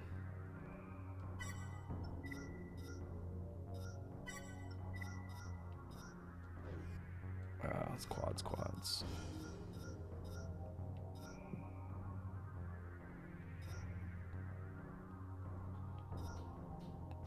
I think these are lighter than the ones I'm using now. Sorely miss in this game. I think I mentioned almost every session we've played. The ability to just compare a part in the shop to what you're actively using. That was something that would come up in the later games and never leave, but in these old ones, unless I'm missing something, spec just shows you literally all the numbers. There's been some voiced concern from the Armored Core community that this, which isn't even like the extent we've seen stats. I'm pretty sure For Answer had more. Yeah. More but different. Like all sorts of parameters, and one of the ones that came in between had stability too, which is not really in this game at all. But if you look at the footage from 6, when the player's in the garage, futzing around different loadout stuff, there is a little thing at the bottom that's a little button prompt that says toggle display or something like that. Yeah. That's this. It has to be. Yeah. So everyone's like, absolutely. Yeah. everyone's like, they distilled it to 6 parameters. That's so lame. No, they didn't. There's no way. Yeah, there's absolutely no way they did that. There might be like some primary parameters, but then there's gonna be lesser ones within that. I know it was always kind of funny talking to people who sort of started in the Souls system of games, like Dark Souls or even Demon Souls going way back. And Yeah. they would say, like, I'm looking at my character stats screen and there's just a million stats. There's a stat for everything. There's poison in certain games. There's, all of your basic RPG stats. There's too many stats. And I would just laugh and say, have you ever played Armored Core? You ever played the old Armored Core games? You ain't seen Yeah, 'cause the nothing. control required in those, like the level of control you have over the numbers. Yeah, and the thing, I'll be perfectly honest, I don't think that having a really good understanding of every single number we're looking at, like on the screen here, is really necessary to play the game at a basic level. Well, All you absolutely really not. need to know is like total AP, weight, cooling. That's really about it. Everything else is pretty granular, and if you're looking to min-max, sure, you want to know how everything works. It sounds like for 6, they're putting the focus on feel and handling of your giant robot as opposed to which stat is a certain value. And I think that's great. Exactly. That's a fantastic way to approach a series that has such a high level of customization. Yeah, that's what it should be. And the option for people who want to get into the nitty gritty of what happens if I upgrade stability or all this stuff, it's there. But if you want your large mech to be faster or be more agile or be more suited for melee versus range, you just swap parts out that affect a couple of those parameters, and you can feel the difference. That's great. It's great for the franchise. That's like, yeah, it all boils down to the same argument that we've kind of been like circling around of accessibility into a series is a good thing. Yeah, I haven't seen too many people griping about that from the community because, you can choose how you want to play the game. They're not mandating that you play it as complex or simply or anything. It's just some people are saying based on screenshots and they just took it out. It's like, no, I don't think so. I don't think I guarantee they didn't. It's still there. You can still have your nutty builds. You could still build Oops All Missiles or like Ultimate Sniper Bot. I would like to see Just that some and maybe this will be something we talk about much later after the game comes out. But I would like to see Oops All Missiles be really viable, and I think the way they're designing the game, it will be. Yeah, I think the balancing in the upcoming games is going to be much, much better. We tried it in For Answer, didn't really work. We didn't really spend much time in this game. I think you could do it, but missiles have really low capacity. You would run out. You'd run out before you got to the end of the You'd mission. run out very quickly. Oh, this one really books.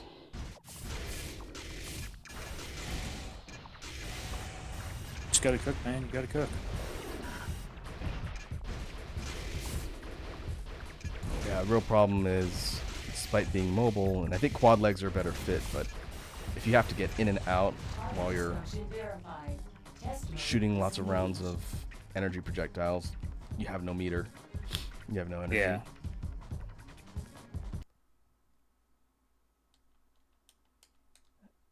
Give me a D rank. How dare you? Oomst Darist.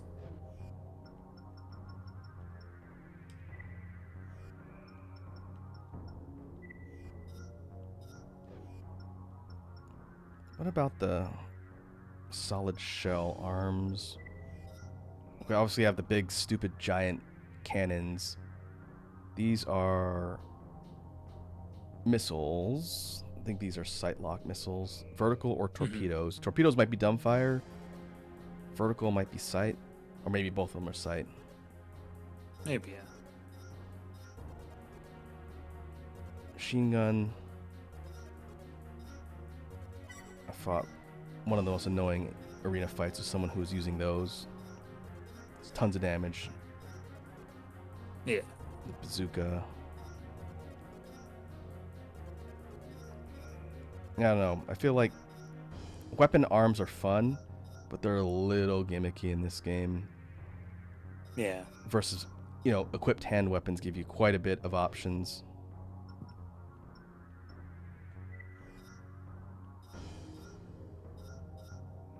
Oh, they did have shields. I'll also admit that I'm not a big fan of the fact that, this is also an older game, the fact that you can't do asymmetrical arms.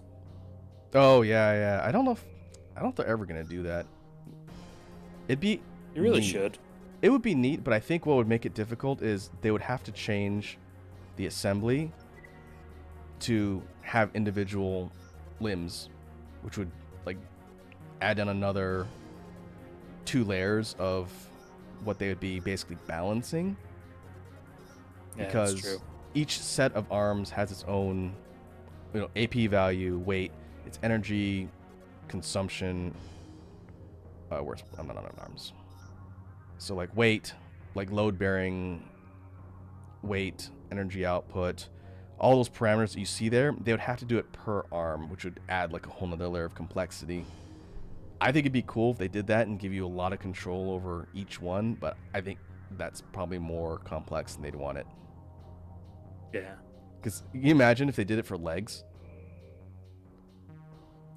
Yeah, legs would be. I think. Yeah, asymmetrical legs. Yeah, that'd be absolutely fucking silly. Also, yeah, leviticing. Yeah, the not imbalance. Yeah, I get where you're coming from. I'm just kind of like throwing hypotheticals out there in a sense. I think it'd be an interesting thing to try and balance a game around. Or if you had the ability to equip parts on sections that weren't restricted by their body part class. Like, Yeah. what if you wanted another pair of arms on your back? What if you wanted to make Goro? Ooh, that'd be cool. Again, That'd actually be really cool. I don't know how you balance that and manage all of that. It just make it more complex. But like, let's say you went completely nutty with it, and you wanted to do like 4 arms, or instead of a head, put a rocket launcher. Somewhere there's a FromSoft game developer just screaming, sensing someone has a really terrible idea out in the community. You can feel it.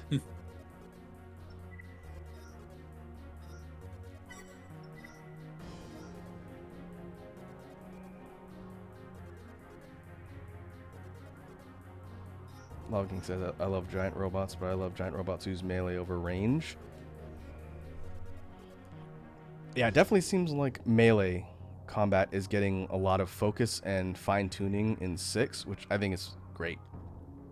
Melee is, in this game, melee is pretty flat and basic. You know, fast targets, good luck. You have to be faster and very accurate. Big targets, you can go up and swat with a sword, and it trivializes a lot of fights. Yeah. In For Answer, it was high speed, but you're basically playing like speed jousting with people. You know, going up there and trying to smack someone with a laser sword, or if you were a true nut job and went with pile bunkers, trying to get like delayed pile bunker punches on people. Yeah. But one thing they've said in the development commentary for 6 is that, let's see, I think I know what I'm talking about here. I know we're not really playing a lot of the game, but it is interesting to talk about. Yeah. Where's a sword? So this is the stat screen for a sword. I'm not going to put it on. But in one of the screenshots, there's an additional stat that's new. I've never seen it in any game before now, but it's a number of hits stat for the swords. And so what they're saying is each sword or melee projectile, they're not just swords. I know there's a laser lance they've talked about. There's different types of blades. But each one is going to behave differently when you have it equipped. So it might have 2 big hits. It might have 3 smaller ones. You might have like 5 chained medium ones hits. That's incredibly cool. And so you might have kind of Souls-esque weapon combos. You know, instead of just swat, swat, swat. Be like swat 1, 2, 3. Maybe cancel with quick boost. And actual fleshed out melee combat that isn't just swinging your sword. I think that's incredibly neat. I suck at melee builds, but I'd build one for stuff like that. That sounds fun. Yeah, that should be pretty cool. Let's see, Navigating talking about one more close-up focus. Not just shoot, love robots, but I love robots who use melee over range. Oh, and giant robots that look like knights fighting kaiju dragons. Escaflowne Rayearth and Knights in Magic are jam for fantasy mech. Escaflowne's got really cool mech designs. I think they're called like Gymelefs or something like that. They're like look like big organic suits of armor. Yeah. With gates. Escaflowne is great. Knights in Magic, great design. The story is... It's mid-tier isekai. Is that like old school before isekai was a thing? Isekai? Oh, no. It's newer. Knights in Magic is like in the last 5-6 years. Oh. And the story's not great. I'm of the not very controversial opinion that the anime market is oversaturated with isekai plots. It really is. It is. It's too much.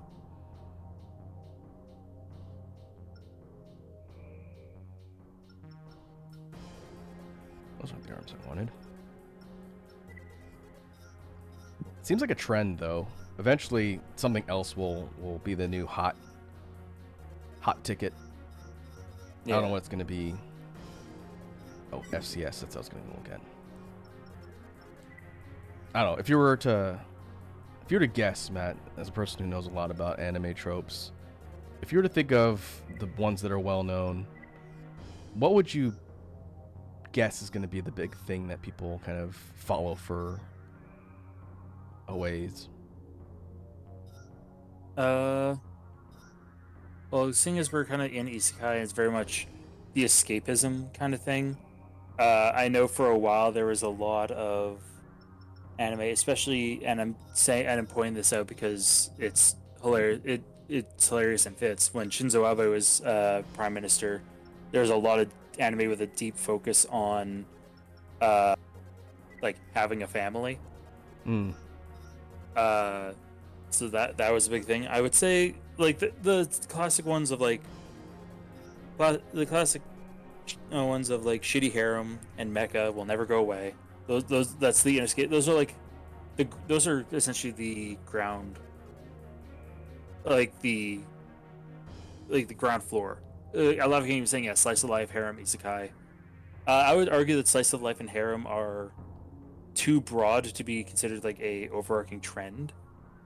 When we're talking trends, I'm talking like, I would say 90s, early 2000s, we had a lot of transformation stuff, or like close to anime sentai, as it were, like stuff like we had a lot of like Sailor Moon.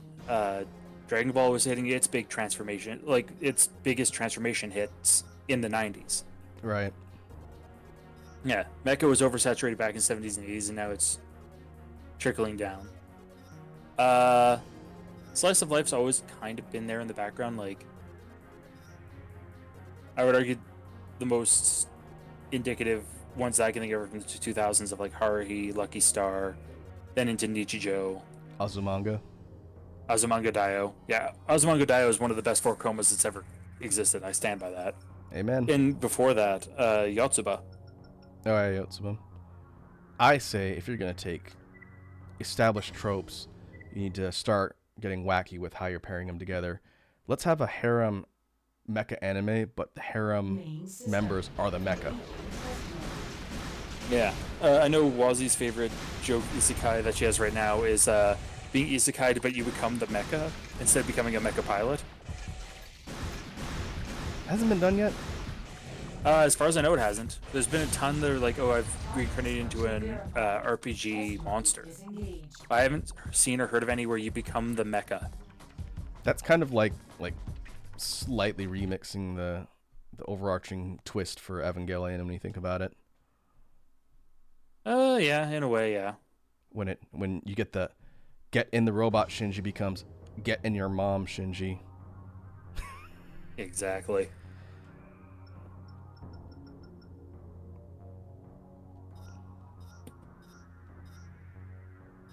Yeah, I don't know. I think horror is going to continue to get pushed to the foreground.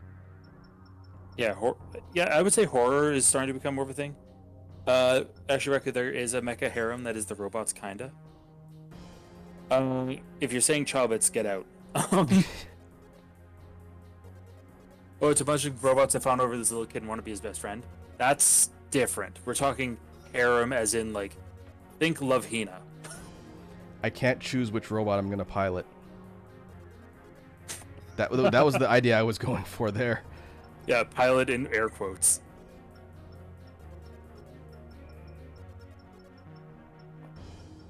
How can my step robot have guns this big? God damn it. That's actually that sounds hilariously bad. Japan. Would not watch, but it's funny. And I feel like we're getting a lot more Be serious, Love Hina was in a harem with softcore torture porn. Yeah, it was. It was a harem series. Come on, it was one Yeah, of the, it one of the was- most well known of like the late '90s, Of the early aughts. early aughts. Yeah, I had a friend of mine who was really into Love Hina. I watched a bit. I was like, so is the point that there's just a lot of girls that are fighting over a guy? Because like I watched Tenchi Muyo. I've seen that already. But this is Tenchi not Muyo in was also great though. this is not in space, and the characters are not as interesting. And he said, well, it's quirky. I was like, yeah, quirky doesn't sell a series on its own for me. But Yeah, hey, do you? you can be quirky and it has to be quirky and something else. I agree with that. Okay, so no, Love Hina first. It was 98 to 2001 was its original manga run. Oof. And the anime series original run was 2000. Okay, that's in line with the Earth School era. That would have been when it was getting pretty popular. And like almost 25 years later. Jesus. Yeah. I feel Tenchi and DxD commit to one guy getting a ton of girls. DxD being a newer one. I won't call someone get harem if it's just one girl in the end. I want a guy to collect girls like Pokemon. Yeah, but I feel like one of the things that made Tenchi a little bit more unique was that he was definitely kind of over the whole situation. Like, he wasn't like, I need to pick one of the girls. He's like, can they just all leave me alone? Yeah, it's very much that meme of a girl going up and being like, "Hey boy, how big's your dick?" and the guy going, "Small, leave me alone." I got other stuff I need to do. Plus, there was like the whole arc with him being part of like a larger like space family, which I thought was kind of interesting. Bit of a prophecy thing for at least Muyo. Each series was different. Like there's Muyo Universe and Tenchi in Tokyo.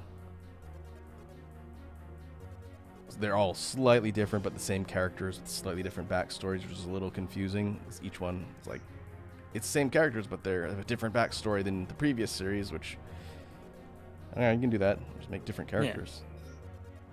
And of course, like, I know Lava King was saying earlier stuff about like wanting space opera kind of stuff to come back. I mean, what I'd like to see is a not live action revisit to like we got a Trigun as a reboot series. Yeah. I wouldn't mind seeing other ones from like the late '90s getting series that are kind of space based, like Cowboy Bebop getting an anime, not a live action. We saw what happened. Outlaw Star. Outlaw Star. That's actually what I was just about to say. I would argue.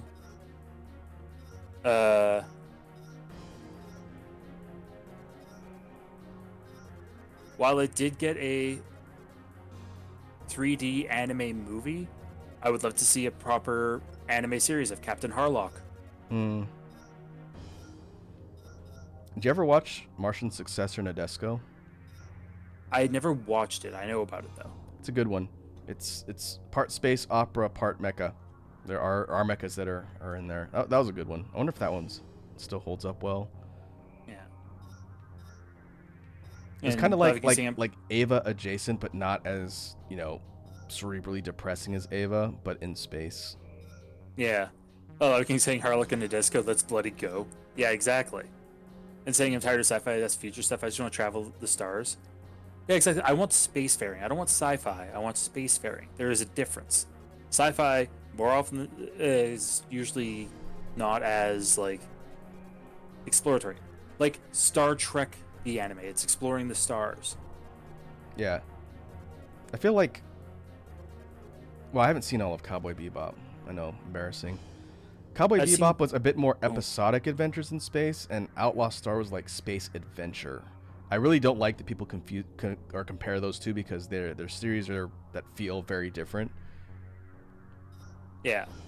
Like they're different in style and substance. Whereas like Outlaw Star is also very exaggerated in its style.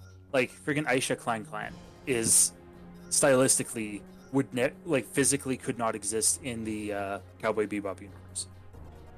in any way, shape, or form. The Cat Girl Awakening. Exactly. Like,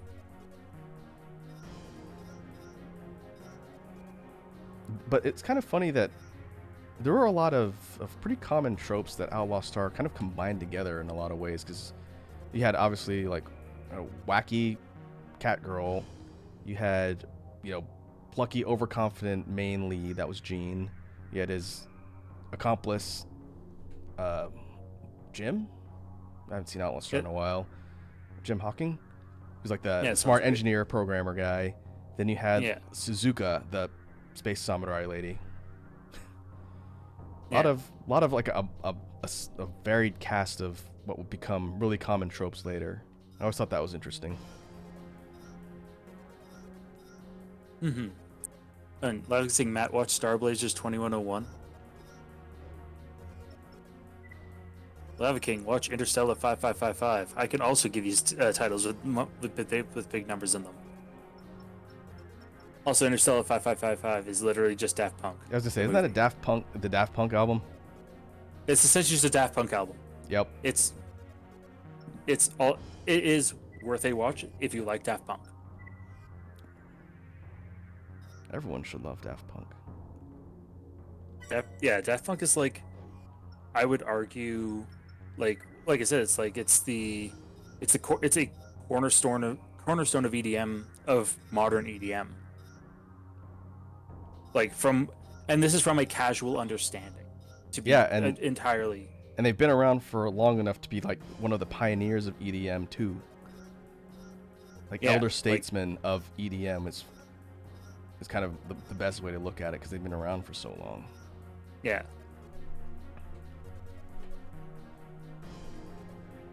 They announced a third Tron.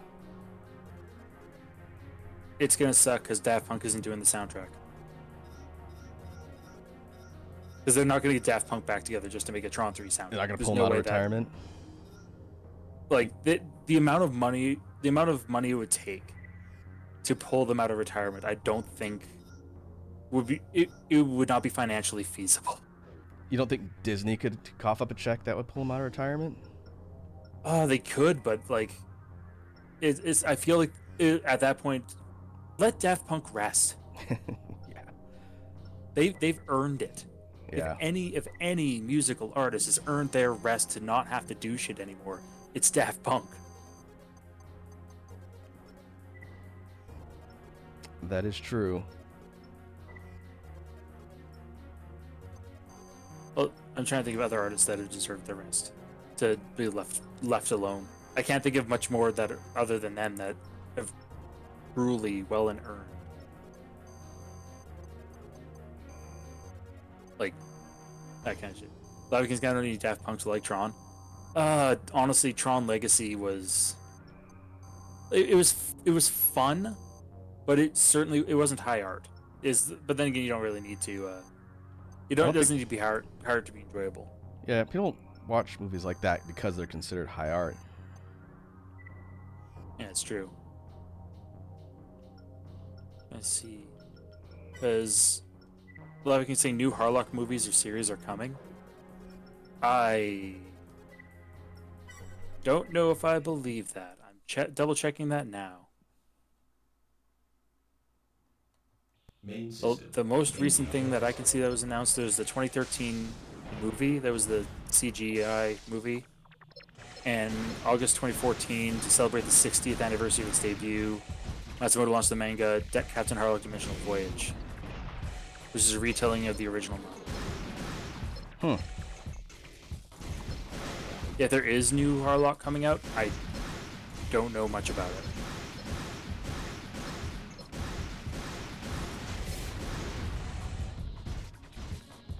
These hover legs are zippy. I'm also trying to think of like other series that like I watched either in like 90s or thousands that like would be interesting to see remade. You ever watch Van Dread? Never watched it, but I definitely have heard of it. I don't know if they could really remake that one with the same premise now. It was interesting. It's also space, like sci-fi themed. a lot of like spaceship combat and whatnot. The whole premise was that men and women live on separate planets and have never interacted. And then like the whole story point is guy from Men Planet meets a bunch of women, and it's not really a harem series, but it kind of has some little aspects of it. I don't know if it's any good now, but I remember it being okay. It has some underlying vibes. Yeah. But there's a lot of like gender politics and stuff in there, which I don't know how well a lot of that would age. Again, it's Japan. Yeah. Oh, and Vandred's not even that old of a series. What, like 2003 or 4 maybe? 2000. Oh, 2000. Yeah, no, it's not that old. 2000. And it was old enough to have really primitive 3D CGI for like the space combat stuff. I remember that. That stuff's probably aged not well. Oh god, I'm looking at the poster for it, and the girl in the top left, her head is deeply misshapen. And it said people who look for this also look for Burst Angel and Last Exile. I forgot about Burst Angel. Name sounds familiar. Is that Bakuretsu Tenshi? Is that a Japanese name? I'll look it up. Just to be sure. Yeah, Bakuretsu Tenshi, yeah. Okay, yeah, that maybe I saw like parts of that fan subbed. Yeah. And it's also saying, also search for like Vision of Escaflowne, A+ series. Code Geass, never could get into it.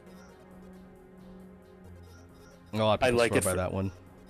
I like it for the memes. Yeah, I had a couple friends who absolutely swear by it, even to this day.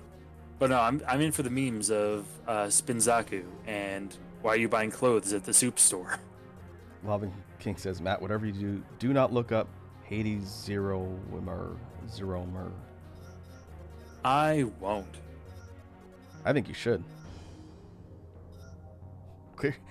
Clearly, it's something that needs to be inflicted on someone. Otherwise, why mention it? You're not streaming anything. There's no risk.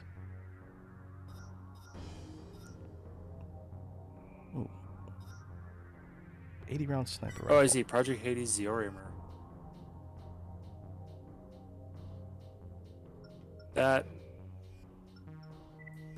It only had 4 episodes. Oh, it's porn. Oh. Is that all? Apparently. I haven't heard of that one. Fooly Cooly, Eureka 7. Oh, yeah, I never watched Eureka 7, but I heard good things about that. I think Fooly Cooly, I've actually, weirdly enough, never watched. We owned it on DVD in the house. You've never seen it? I've never actually watched Fooly Cooly. Oh, you should. That series is great. It's Oh very yeah, no, it's interesting. only like 6 episodes too. It's not even that long. Soundtrack is awesome too. That's Pillows, I think. Yeah, the series is like toppest tier. I think it was a while back. I can't remember if I was talking to you or someone else, but I mentioned that I was watching Excel Saga Oh right. on I Crunchyroll. don't think it was me, but I think someone told me that you were Still- looking back into that. Still holds We up. own all of Excel Saga on DVD. Still holds up. I'm watching it subbed. Oh yeah, we watch. The dub is actually not terrible. The dub is impressive. Like it gets close, and it has no right to get close for that style of series, just because like crazy. It's really kind of the proto-genesis for LOL XD random culture when you think about it, Oh yeah, absolutely is. which, you know, for better or for worse. But Yeah. the things that Excel Saga satirizes trope-wise, which is it's a parody series. It's meant to be parody Yeah. series. Tropes still exist today, and it's hilarious to see that they were lampooning this stuff way back then, and very little has changed. Yeah. Which proves in a way that it's, as satire, did not like it didn't hit like the perfect point that of satire that other things have, where like everyone's like, well, I guess we can't do that genre, but then again, it also hit everything. It hit sports anime, it hit mecha, it hit post-apocalyptic. It hit romance, it hit horror, it hit sci-fi. I Yeah, think what didn't it hit essentially? I think that's why it works, because they didn't care. They went all in on everything.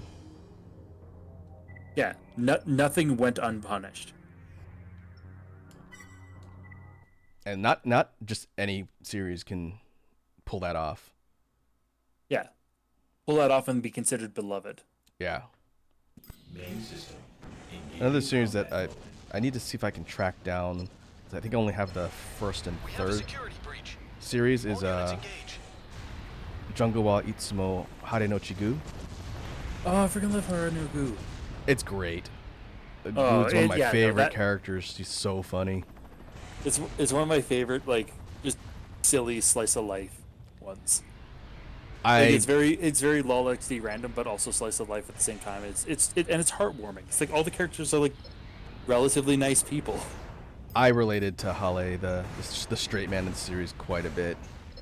Having Right, he's had great. people around me that I had to kind of be responsible for. It's like I definitely vibe with this kid who's just trying to get through the day, and no one around him is responsible enough to do their part.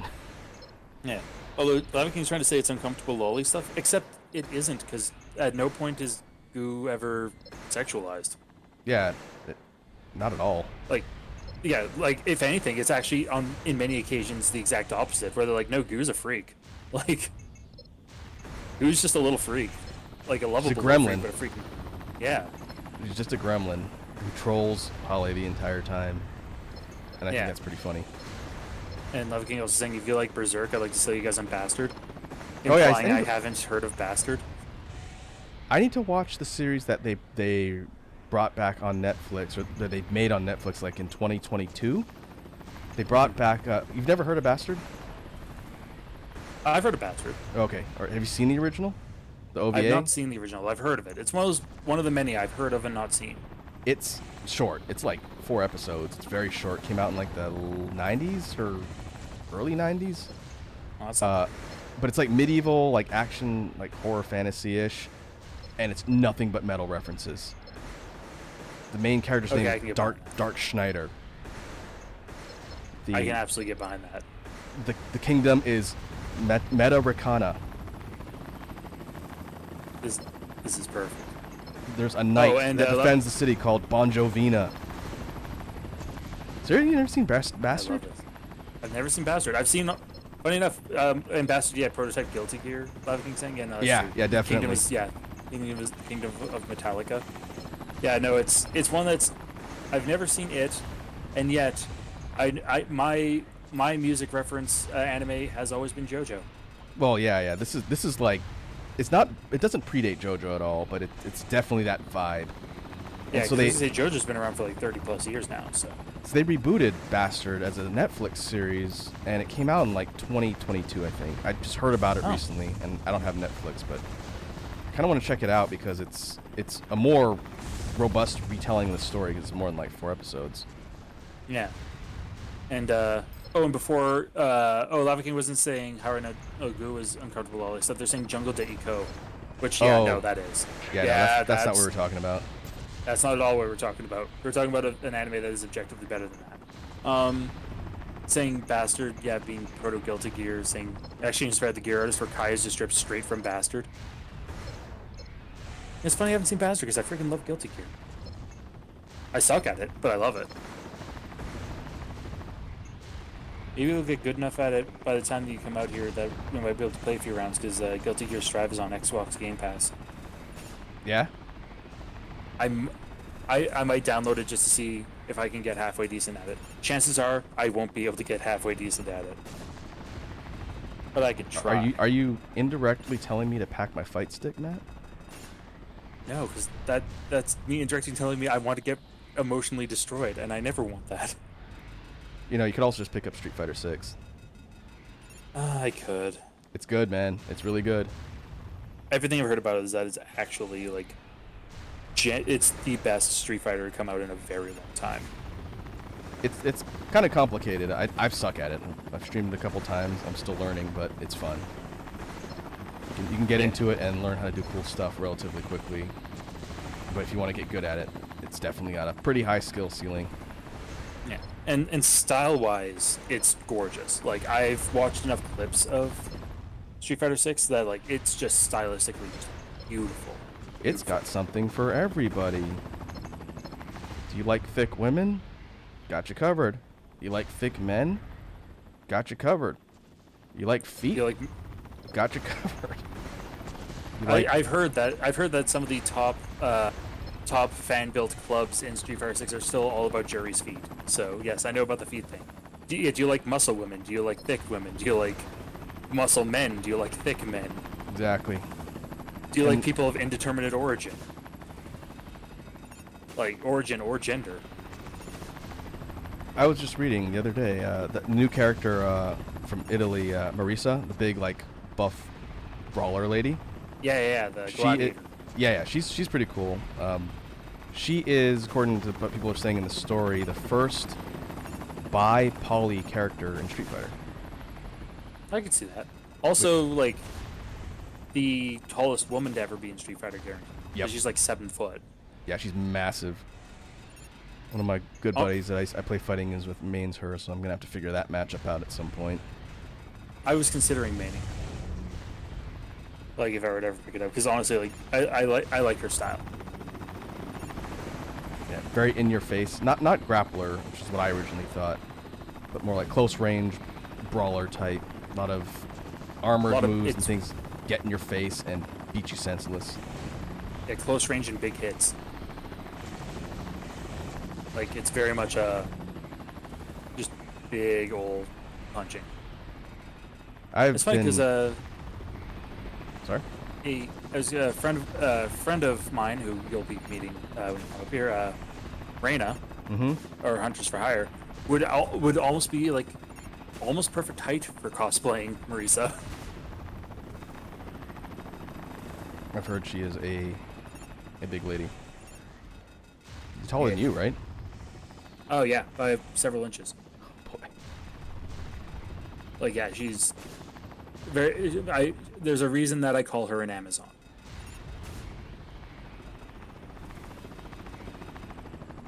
I am Soon as looking we, forward to meeting a good majority of the Toxic Crew affiliated people I've only ever heard on voice chat or seen via video. Yeah. Extra Life's gonna be exciting. It's coming up, man. Yeah, it's not far away. We're at the point where I'm starting the process of deep cleaning the basement to be ready for the event, and we're getting blocks figured out. We're getting there. It's and like I have a bunch of plans for stuff as well. So I think the big thing to plan is like essentially just incentives per block kind of thing. Like I said, we'll get there. Oh, you mean incentives for the viewers? Exactly. Like viewer incentive and like goals per block kind of thing.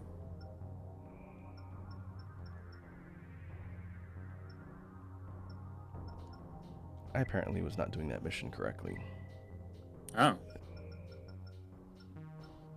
Thought it was defend the satellite towers.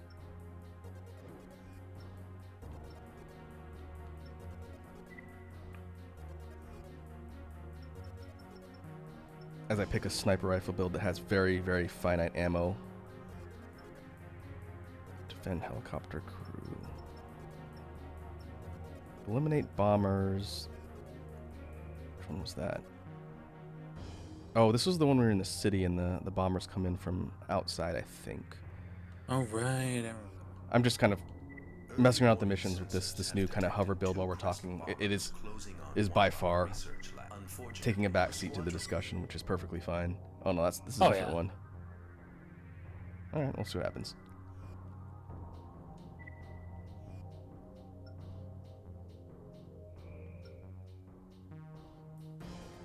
Mastiff.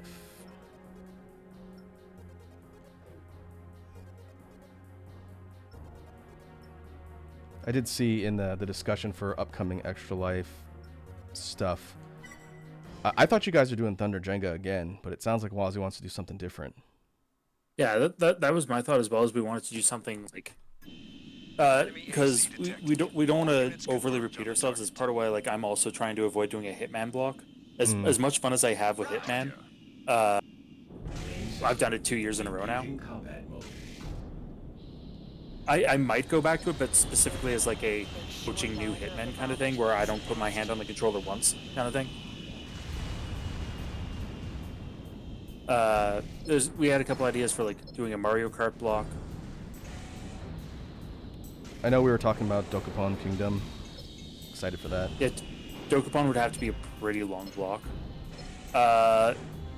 I'm almost thinking if the new like Monster Prom series game is out and Juan is a character, we can do a Redemption of El Gatordo block. Because the last time that Ramen played, we all got legitimately tilted at him for Take it out. killing our run. I was there. You were there. I was there. I was not happy. You were there, and you were also legitimately tilted. I skipped dinner. It was like 8 in the evening. I hadn't eaten anything, and I just wanted to get through and win. And he torpedoed our run. I was very not thrilled with that.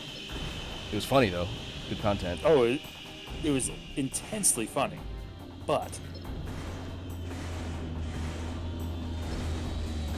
He'll never live it down. oh yeah, no, never. Like that would have been someone's getting choked on stream if we were all in the same room when that happened. The second is taking a different route. Yeah, if we were all in the same room, all of us would just like stopped, turned, and be like, "Are you fucking serious?" Pepsi or choke. Is that? I know drift compatible Tears of the Kingdom is definitely going to be a block guaranteed. Now, maybe I'm stupid and I haven't been paying attention. 'Cause I've heard that term several times. What does that mean? Is that like playing at the same time? It means how you normally use one controller comprised of 2 Joy-Cons with one person. Mm-hmm. Instead, it's one person, one Joy-Con, and 2 people controlling Link at the same time, Oh. Oh, interesting. and having to essentially try to do that and make your way through the game. That does sound challenging. Yeah. But we're considering we might make it a race where it's 2 sets of people playing against each other, like 2 runs of Tears of the Kingdom right beside each other. But not sure about that yet. We're spitballing ideas. I don't want to give too much away. Sure. For those of you that are listening on stream, you didn't hear anything from us. Just make sure you tune in to the event for Extra Life 2023 this year. Yeah, September 1st, 2nd, and 3rd. It's 10 to 10 on the Friday, Saturday, and then Sunday is, I believe, it'll be 10 to 7. And luckily, it's Labor Day afterwards. So, and not that I booked the entire week off afterwards. So, Or are you off that whole week? oh yeah, I booked the entire week after off. Like the time that the Americans are there, I'm off. Oh, nice. I was going to ask if you were going to have to work. So, Oh no, I booked it off. My work is very, very supportive of that. I do have to work a half day the day before, and the day that everyone gets in, I'm working. But by noon the day before Extra Life, I will be fully available to A, get the finalized basement set up, and B, hang out. cool. 'Cause I was going to ask, we can plan all the stuff later. I was going to ask what kind of stuff you guys recommended the Americans check out after the event, once it's all over. Yeah, because we'll be there for almost a full week. yeah, exactly. And I know like the only person who we did stuff with last time was Ramen. Yeah, 'cause, and there's a couple Rocky things that and- we didn't get around to doing with him. So, because we ended up not going out to the mountains and not making out to Drumheller. I will say, having spent time in Texas, I do not need to see a rodeo. So if you guys were kicking around that idea, not really that necessary for me. I've been to a rodeo before. The biggest rodeo we've got actually starts in like 2 weeks.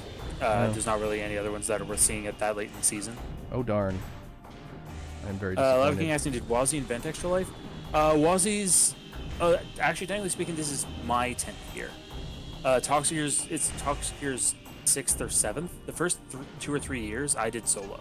Yeah, Matt's the inventor of the event for what's been going on. Bomber It's just identified. evolved. like- Take it out. Yeah, it's evolved and grown a lot. This year's gonna be the biggest one we ever do. Next year we might scale it back just because, like, if we keep trying to get bigger, it's gonna get too big to succeed. But like this year, we're gonna make it big and we're gonna have a ton of fun with it. Oh, there. Yeah, it should be fun.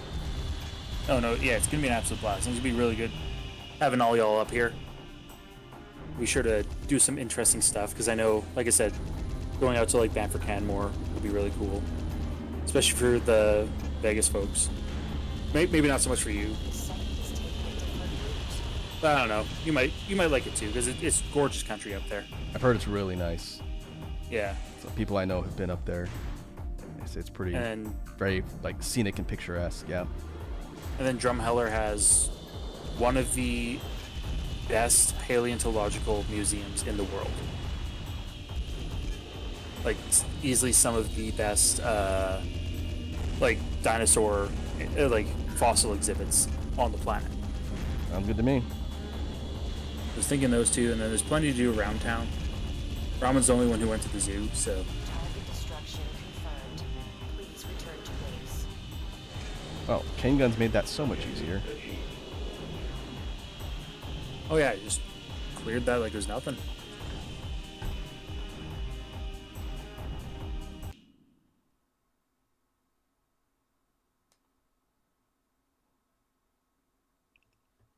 Gotta be.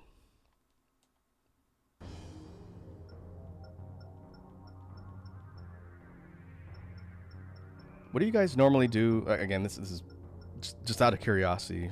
If it's too much on the planning side, we don't have to talk about it now. But what do you guys usually do for food during the event? You guys cater or? Usually I have one night where I grill, and then we'll do we'll do a chunk of ordering in during the event. But we're still kind of planning that portion out. We're not 100% sure. We're gonna try to, if we're ordering in, it'll be like a kind of a mix. I know snack wise, I know that Kat will be furious with us if all dressed chips are not part of the equation. Heh. They are delicious. I know- Ramen doesn't Yeah, like that- them, right? Ramen's okay with them. It's more he went through an entire bag of all dressed chips to be like trying to figure out what flavor they were, and the flavor is yes, they are flavor. That was the single best snack you guys sent to me. Those are delicious. Yeah, all dressed chips are great. Lava King saying dill pickles best flavor. Dill pickle chips are pretty great too. The reason why I ask about food is if you need someone to cook. I used to be my job, so I can cook for you guys. Oh yeah, no worries, man. And chances are it's on like usually lunches and snacking during the event is very much a graze. Like we'll stock up on stuff like stuff for sandwiches and such, and then we have a decent amount of selection that's within walking distance. Funny enough, probably my favorite place in the city to get Montreal smoked meat is within walking distance of your Airbnb. So Smoked meat? yeah, Montreal smoked meat. It's a specific style of smoked meat. That's very much like it's a really, really good style of smoked beef. Like jerky or Kind of. It's a lot more. Well, a lot thicker than that. It's a lot more of a chew to it. It's honestly, it's hard. It's tough to really explain in comparison to like regular beef, other than the fact that like it's a little bit more of a tenderness in comparison to a steak. Closer to a roast, but not quite as like. Oh, so it's not dry. It's more like slow cooked. Yeah, it's like a slow smoked. It's not dried in any sense. Yeah. Sounds good to me. Yeah. They do lots of smoked meat and poutine, like proper poutine. You know, people I know that I've told about the trip, they're like, you need to find out what the big screaming deal is about poutine. I was like, okay, I know what it is. I've made versions of it myself. Yeah, we sent you the. I remember we sent you poutine mix. Yep, I have not used it yet. I'm saving it for an occasion. Yeah, to make proper poutine sauce, because it's not just gravy. And Prince is here saying briskets. Hey, it's the Prince. Yeah, I what you're would say describing with the meats sounds similar to a brisket, but I don't know if it's like a similar type of product. 'Cause Yeah, brisket's not dry. Briskets are very, made correctly, are very like moist and flavorful. Yeah. So, actually, just looking at Montreal smoked meats so that I can kind of explain it better, is a kosher-style deli meat product made from salting and curing beef brisket with certain specific spices. They're allowed to absorb the flavors over a week, then hot smoke to cook through, and then steamed. Oh. Huh. Yeah, and the most common way to have it is it's just the smoked meat, mustard, and rye bread is the sandwich. It's a pretty straightforward sandwich, real tasty though.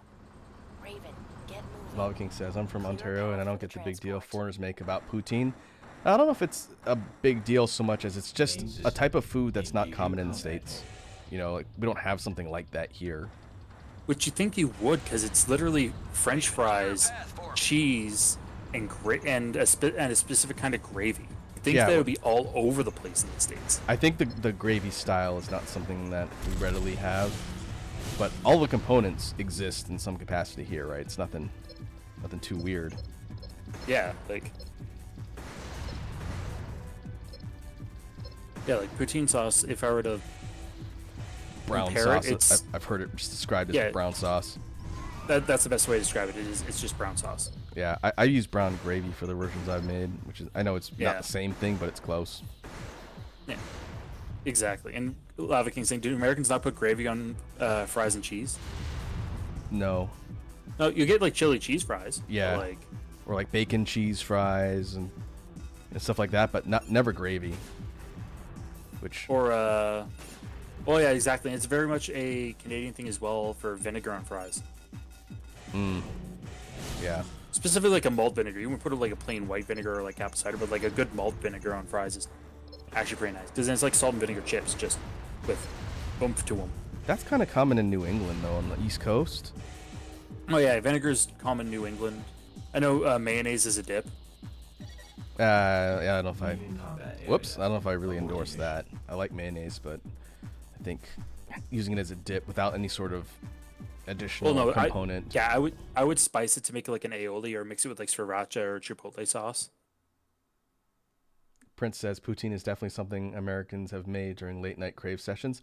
So I think the big factor for actual Canada accurate poutine, and you folks can tell me if I'm wrong, it's the type of cheese. Yeah, it's cheese it's gotta be curds. curds. Yeah, and Has to be curds. people don't normally have curds on hand.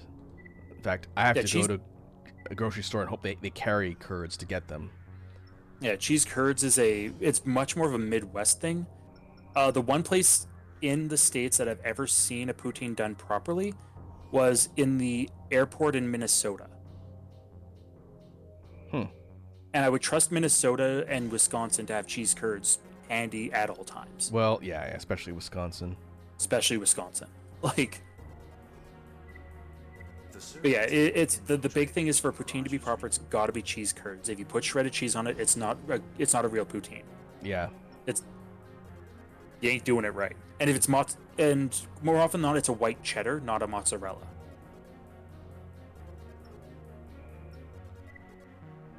And brown sauce. 'Cause- Yeah, and brown sauce. You could use a beef-based gravy, but like, it's not. It's close, as opposed to brown sauce, which is accurate.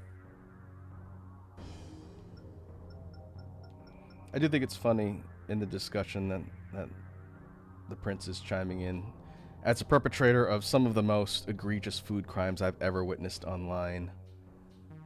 I'm almost Yeah. scared to ask what kind of poutine abominations the Prince has made. Yeah.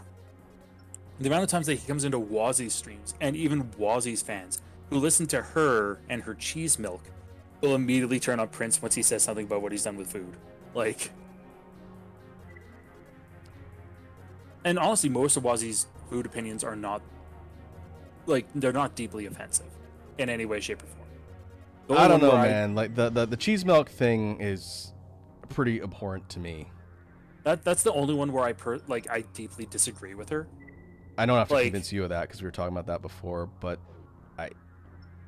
Like, I the peeling understood. nuggets I can get around.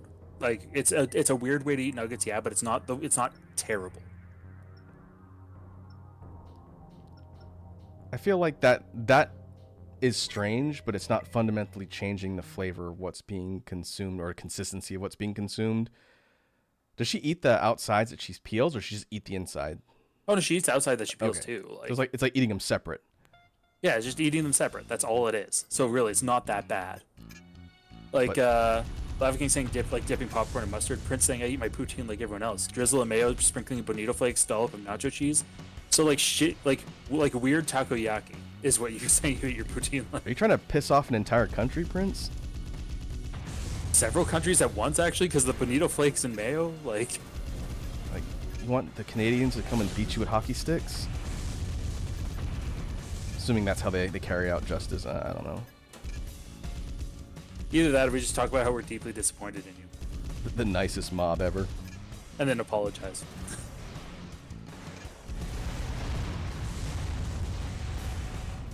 I think, because if we I also at some point want to get beaver tails for all the Americans. Oh yeah. That concept threw me the first time I heard you guys talking about it until I saw pictures.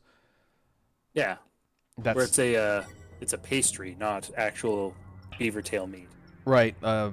It's kind of a more dressed up version of an elephant ear we got in the States. Exactly, yeah. Yeah. It's like an elephant ear. Yeah. Looks good. Yeah. Delish. And Prince saying with the way I eat rice, I've already pissed off an entire continent. Okay, that's fair. And Lava King saying, no, I'm from Ontario, but I'll go Letterkenny on you, and I suggest you let that one marinate. Have you seen the video of Prince eating rice, Matt?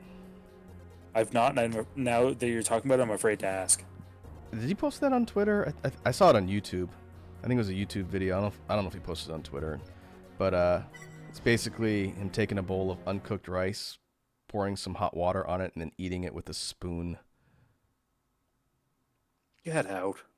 God fucking damn it. No. Undercooked rice is bad enough. Hasn't Asia been through enough? Yeah, the entire continent, The entire continent, exactly. including West Asia.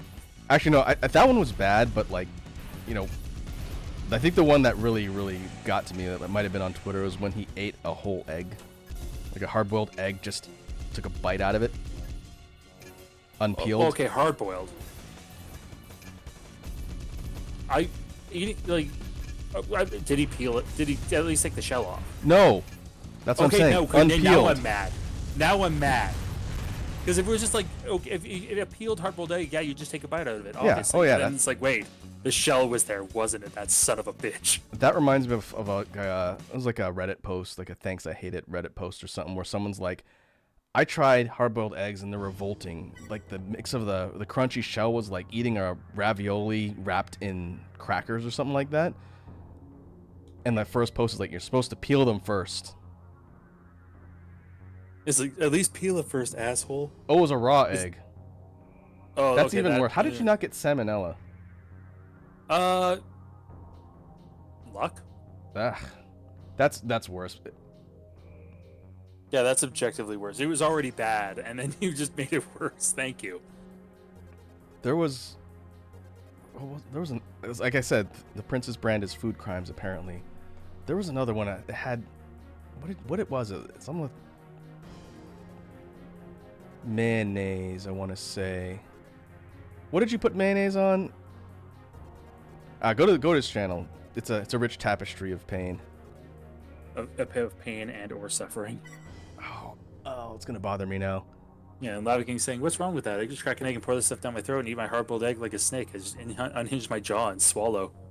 Yeah, but you're not eating the shell, Lava King. The Prince took an uncooked whole egg and bit through the shell. Yeah. And Lava King ate it. used to have a ranch addiction where they drank out of the bottle. Ugh. We're learning things I about the community like today. ranch, but not that much. I am pretty okay with ranch. It's fine. I wouldn't put it on a Yeah. lot of things, and I definitely wouldn't drink it. Ranch is my go-to dip for pizza crusts. Like that's the primary thing I use ranch for.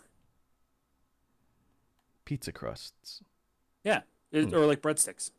It's essentially just like a breadstick that's already. And what else do you do with your crusts? I guess marinara sauce would work. Yeah, that's usually my go-to. Marinara is not a bad one, but ranch is good because sometimes you want a little bit of creamy with it. Prince is saying, $10 is $10. I'm trying to find the video that I was thinking of. It was either on his channel proper or was on Twitter. See, I remember my big food crime was when I was younger. I put ketchup on everything. Like, short of tacos. Like, I've known Create a people family meal. here's a fun one. Like, I've known people that take a steak and cover it in ketchup. Like, a decently cooked steak and cover it in and ketchup. then just ruin it with ketchup. Yep. It's to me, it's that and steak sauce. Like, steak sauce, no one needs steak sauce for any reason. If the steak is good, it's juicy enough, you don't need sauce to add to I guess it. Even Prince is saying ketchup steak is below me. Oh, there is a limit. There is a line that you refuse to cross, huh? And ketchup steak is it. Don't worry, I don't know a soul that in my life, I know one person who is a parent of a friend who has their steak cooked more than medium. The joke's on all of us. The people that like to cover their steak in ketchup prefer them to be well done and covered in ketchup. Yeah. So if you're gonna It's the spit in same the as eye steak of sauce. God, you might as well spit in both eyes. Yeah, go for a twofer. Yeah, exactly. These people with well done steak can get their HP steak sauce or ketchup. Lava King saying mayo steak is good. I found the post. It That- wasn't a video. It was a still image from the Prince's Twitter. Go follow Prince Lemon on Twitter. It is an Oreo, with what appears to be mayonnaise instead of the cream filling, with a big bite taken out of it.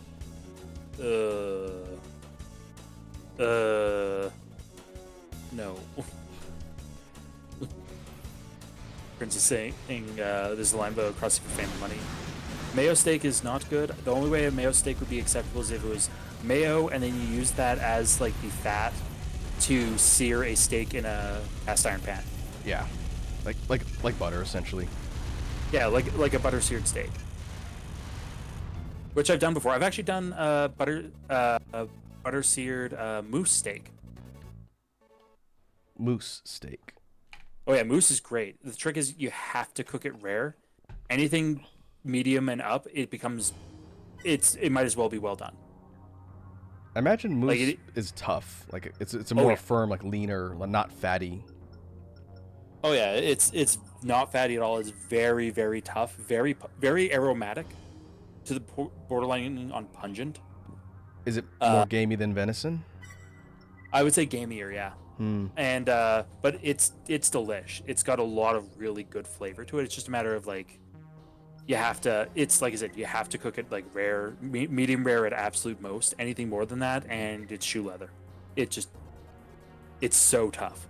Because I'm assuming because of low fat content, so it's very. Exactly. Yeah. Or you could stew it. Stewing it would work too. Huh. I don't think I've ever seen moose meat in the stores here. It's probably not as common in the States. You can't get it in stores or even in like local butchers either. You have to know a hunter,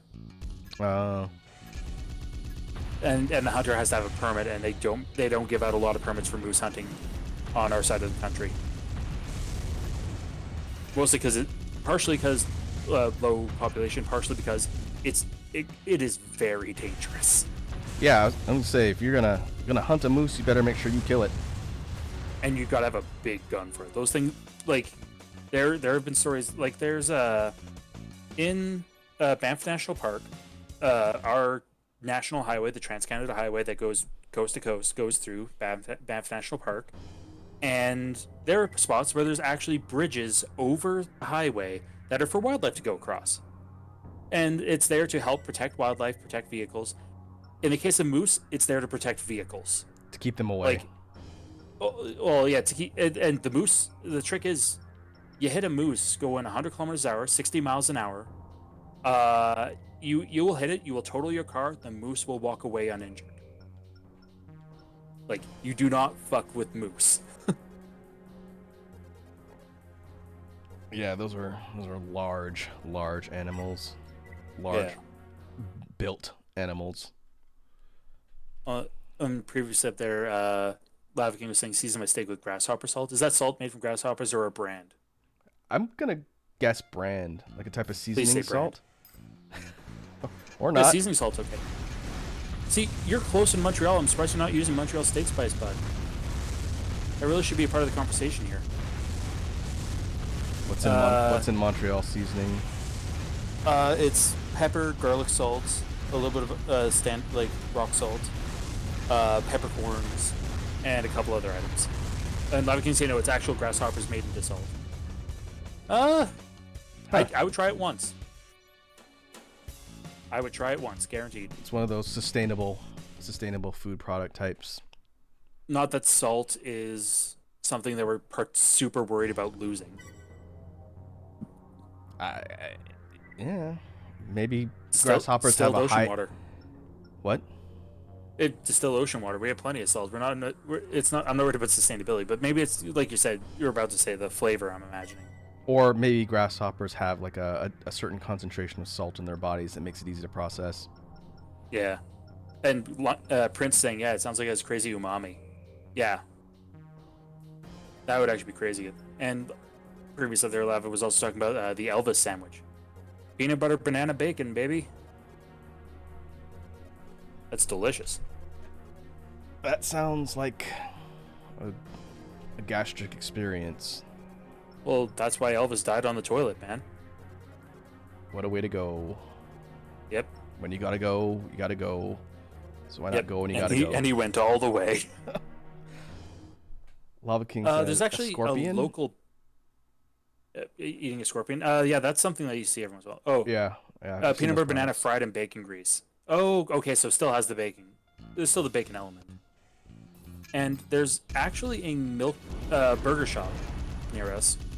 That what they do is they have the Young Elvis and the Fat Elvis milkshakes. Young Elvis being a peanut butter and banana milkshake, and Fat Elvis being peanut butter banana milkshake with bacon bits in it. Yeah, I was gonna say. That doesn't surprise And it's me. fantastic. Before I became lactose intolerant, it was one of my go-to milkshakes.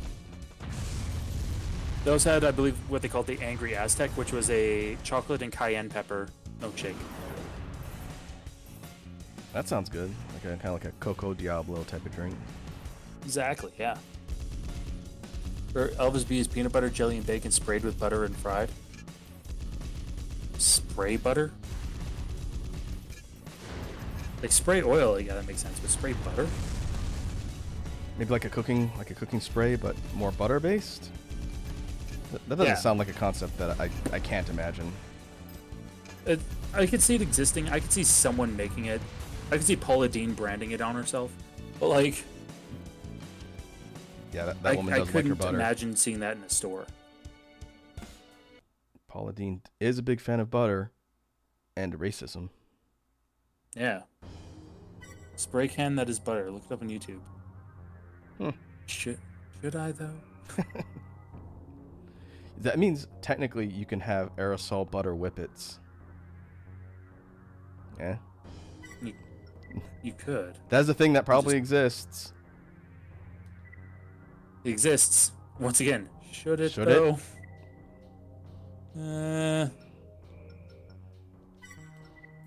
In the name Yeah. of science. Paula Deen, great food, horrible racism. I don't know if I call it great food either. It's Southern food with more butter in it.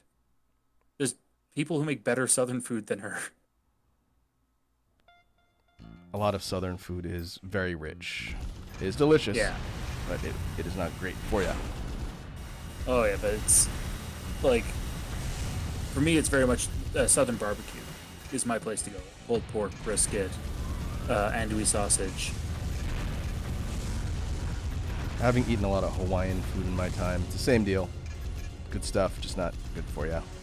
Oh yeah, no, it's terrible for you.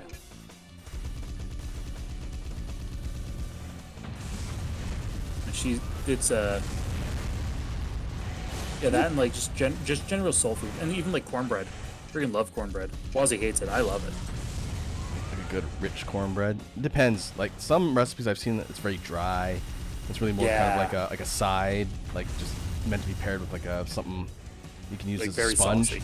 Yeah, something like Yeah. a sauce. But seen some other recipes where it's like kind of like rich and buttery, and those are way better. That's good cornbread. Yeah.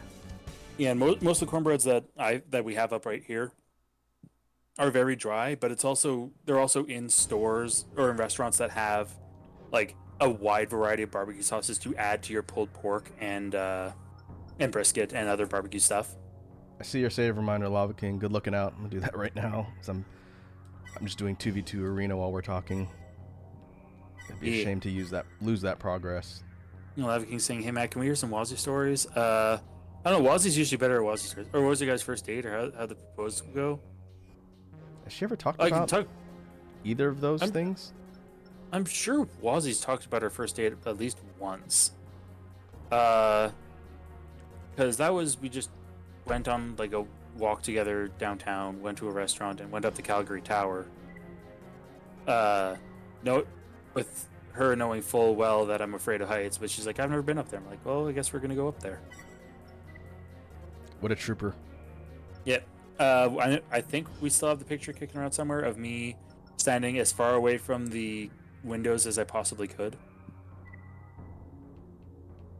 Also, Rocco, if you want to go up the Calgary Tower when you come up, we absolutely can. I know Ramen did. A cat won't go. I know she won't. She's terrified of heights. I would say it doesn't need to be a special trip just for me. We got, Oh yeah. without getting into specifics of what area I live in, we got one of those here where I live. So I've seen like the tall lookouts. We got some good shots Yeah. in Japan too. Oh yeah, we got some great shots. Like the Kyoto Tower, which is shorter than Calgary's, but like it was still a really fun experience. And dirt Yeah. cheap to go up too. And proposal that was a Christmas one. I'm not going to go into too much further, but that was at Christmas. I did not know that. That's cool. Yeah, it's one of Bold. those things that It's a like bold strategy, man. it is what it is, and it was one of those things that's when I like officially did. Like we had been talking about it for a long time before, so like So it wasn't like That's- a like out of the blue type thing. oh yeah, no, like I don't know. It to me, doing like an out of the blue proposal in general just seems like not a great idea. Like it seems like one of the things that that a couple really should talk about. Are you saying you wouldn't want to be like those poor dudes you see on the viral videos at like a sporting event where the halftime show they call their significant other out on the middle of the like basketball court and propose, and then their significant other is shocked and says no and runs away? Yeah, like I don't need that in my life. No one should want that in You their don't life. want to be immortalized in internet history as the poor dude who got turned down in front of thousands of people. Yeah, I don't think I need that though. Can't say I'm blame good. you. Well, it's one of those things, and it's also a matter of like by the time I did propose, like we'd been together for a few years, so like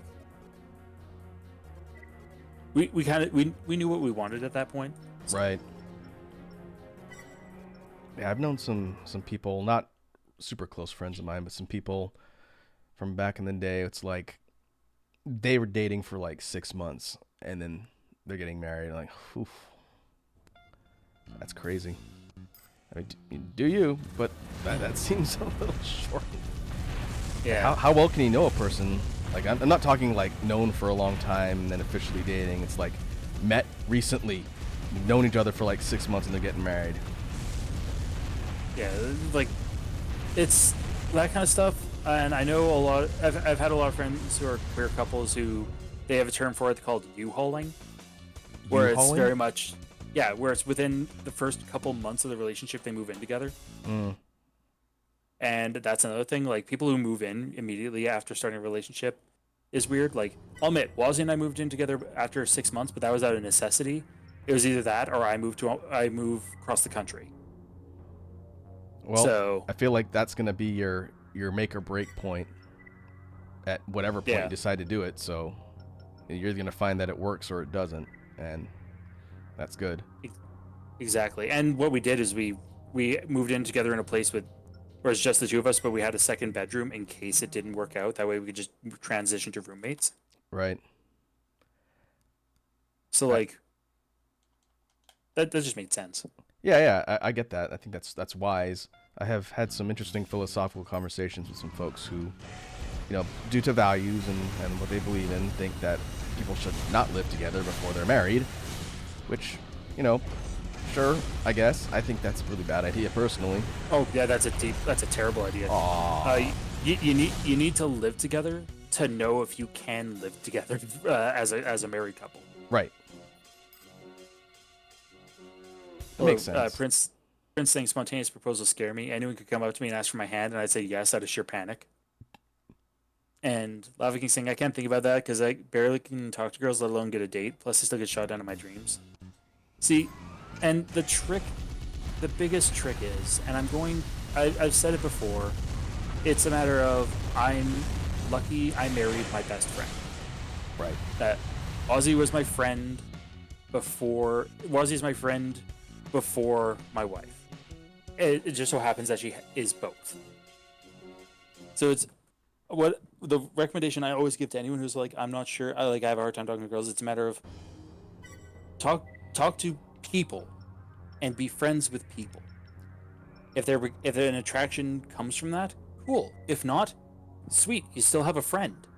Friends are and friends are great to have. Yeah, by that same philosophy, to echo what Matt's saying, I would also say the advice I would give to people too, especially people younger than me, because literally everybody I know is younger than me, is it's not a race. You may have people in your social circle, with people around you that are in, out, or around the relationships, but you shouldn't feel pressured to put yourself in one just because it is the thing that people are doing. It should be on your own time, as you feel comfortable, like Matt's saying, and it shouldn't be something you just rush into for the sake of being in a relationship. Exactly. And Lava King saying I can talk to people, I can do that, I have friends. And I'm assuming by that you mean you have friends of a variety of genders and orientations and such. And therefore, yeah, right there you have proof. It's more a matter of when meeting new people. It's just go in, always start with friendship. Right. The people who are like, oh yeah, I'm gonna go pick up someone at the bar. That's one of those things I don't get. I could see making a friend at a bar over like something silly. I mean, I did that in Kyoto. That is true. But I you made a didn't friend with pick a guy someone who up was at a just bar. Hmm? You didn't pick someone up at a bar. I didn't pick someone up at a bar, But but you I met made a someone friend at a cool. bar. Yeah. And it may have been a friend for the night, but it was a friend. I really wish I had the Maker's Maker's Mark. Army. Yeah. Oh, that would have been great. I brought all of them back. That would have been the chance to give them all away at once. Yeah, just literally line the bar with them. Yeah, that was a fun night. Yeah, that was a great night. That's one of those ones that's gonna be that's core memory unlocked kind of thing. Yeah, Like, man, for sure. Gotta go back. Yep. Oh, I will. It's just a matter of time.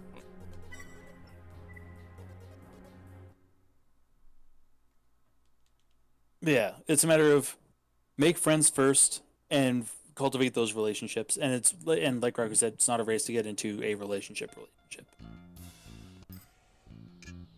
When it clicks, it'll click really damn well. Right. That's the best way I can put it.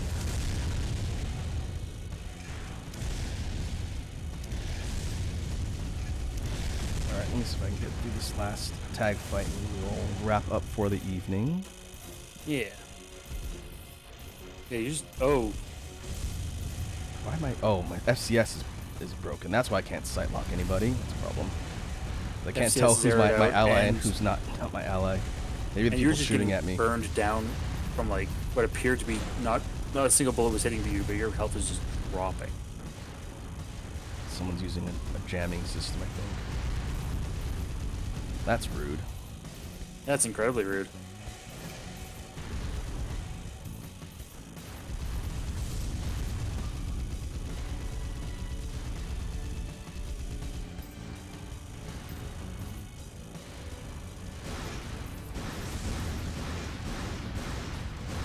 One. Alright.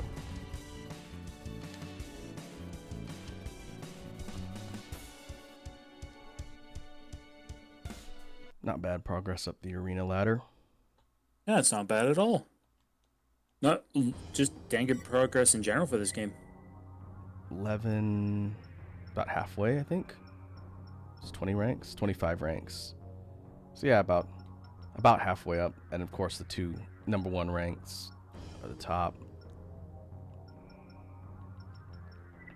It's also worth pointing out you can challenge anyone at any time. You don't have to work your way up, I think. Nope, I'm wrong. Gotta do it in order. Yep. All right. So basically our takeaways from New Game Plus, we have the extra arena, a bunch of new regular single arena fights. The mission structure completely opens up, so you can just do whatever missions you want, as many times as you want. Try and get A ranks or S ranks on everything.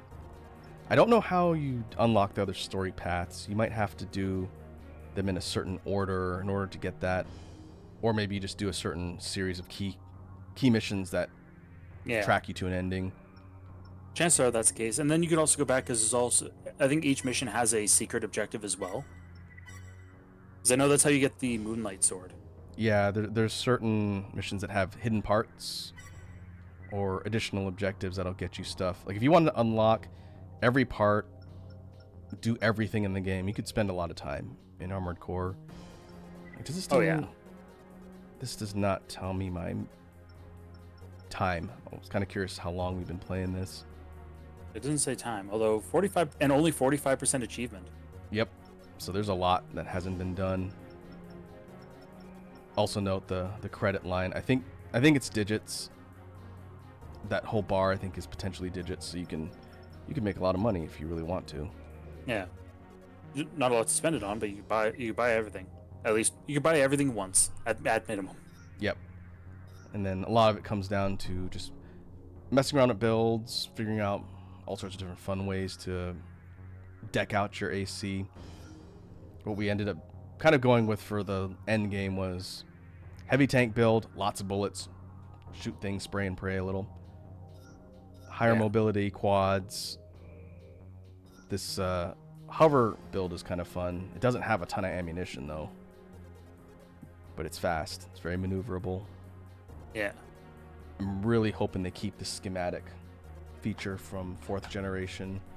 So if you want to grab a build, it's not going to be like this where you have like 3 ACs and you have to swap parts out. They won't do that again. Yeah, But they definitely won't be doing that again. I'm hoping we get the graphical representation of the schematic, which you couldn't see when I played For Answer because of the graphic errors. But it's like a blueprint that shows your build, and when you load it, it just drops all your parts together, and then you got your build. So I'm hoping we Oh. get something like that, and then you have a physical representation of your cool robot. Yeah, that'd be sick as hell, honestly. I want to make some cool robots. All the cool robots, ideally. But yeah, I don't know. This might be the last time we look at Armored Core between now and when 6 comes out. Just because I don't think we'll have time to play through another title completely by then. But I will say, I don't know if you're planning on picking up 6 right away, Matt, because I know you got a big backlog.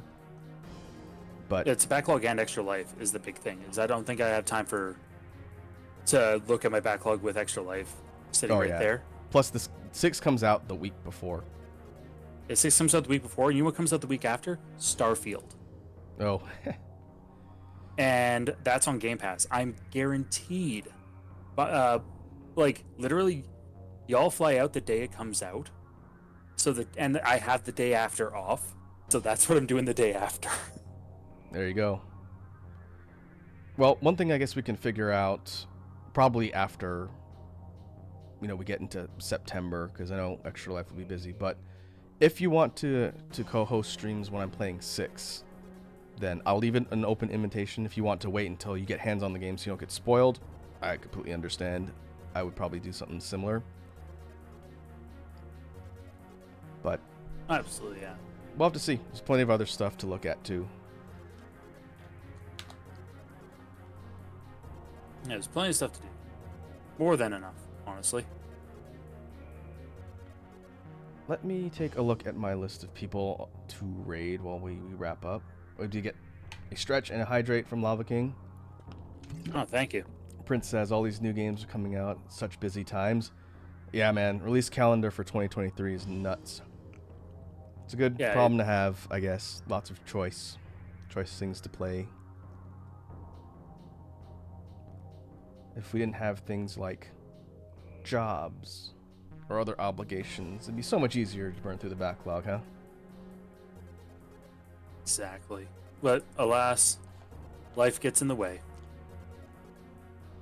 I see Sixes online. We can go raid the dog boy VTuber peer of mine. He is playing Placid Plastic Duck Simulator. That Duck is Sim. that is such a fascinating game in its experience and how you can basically evolve a narrative of watching ducks floating in a pool if you really want to. Yeah, that actually might. Fun fact: that actually might be one of the blocks that we end up doing is just ducks and chill. You know what we should do? We can talk to Wazzy about this too for a stream like that. Is like a bet pooling system for what happens. Ooh, that'd be cool. You know, like That's if we cool. have X amount of people that are dropped into the pool as ducks, and for those that are spectating on the Extra Life side, we have like a bet or punishment system based on things that might happen. Like, you know, first person to drop into the lower pool, if the person guesses it, they can dole a punishment out to everybody else. Oh, I do like. Or, you know, I gotta actually watch the game because I forget what happens in it. But, you know, it's just random events happening with a bunch of ducks floating in a pool, but you can, like, bet on outcomes and then stuff like that. I think that could be fun. Yeah, we could definitely. Well, we can talk it out for sure. We got to figure it out. Yes, sir. All right. Well, once again, I want to thank everybody for hanging out while we did a lot of talking and not a lot of Armored Core. But admittedly, we beat it. We checked that It's box. beaten, that's what matters, isn't it? Of course, thanks to Matt for co-piloting. You want to plug stuff for the chat, Matt? Sure, yeah. As usual, hi everyone, it's me, Matt. I do my own streaming as well on my own channel. Prolix is too many words. I will be continuing my Wind Waker randomizer on Saturday morning, and as we've been talking about a whole bunch, Extra Life is coming up September 1st, 2nd, 3rd. You're gonna have a bunch of big multi-hour and multi-game events, all raising money for the Alberta Children's Hospital. Please feel free to check that one out. I know we hype it a lot on several channels. I know mine and Wazzy's hype it, as well as I know it's been on Bits and Raman's channels as well. Also worth noting that if certain goals are met before the event starts, then certain things will happen. I believe we've already committed to Takuno donning a Hatsune Miku cosplay. I believe if we had 3 grand, Wazzy's committed to dyeing her hair. Is it 5K for the chip? 5K for the one chip challenge, and then if we hit the 10K total by the end of the weekend, I will shave my head on stream. So there you go. If you can donate to a really good cause, by all means, you don't need to wait for the actual event. Especially if you're motivated by the suffering of people involved. Not gonna be me. Although, if that goal for the one chip challenge is met, I'll do it with you, Matt. Oh, absolutely. That, and I know I've done it before. Ramen also agreed to it as well. And like, I'll be a lot of toilets in your house. technically we have enough.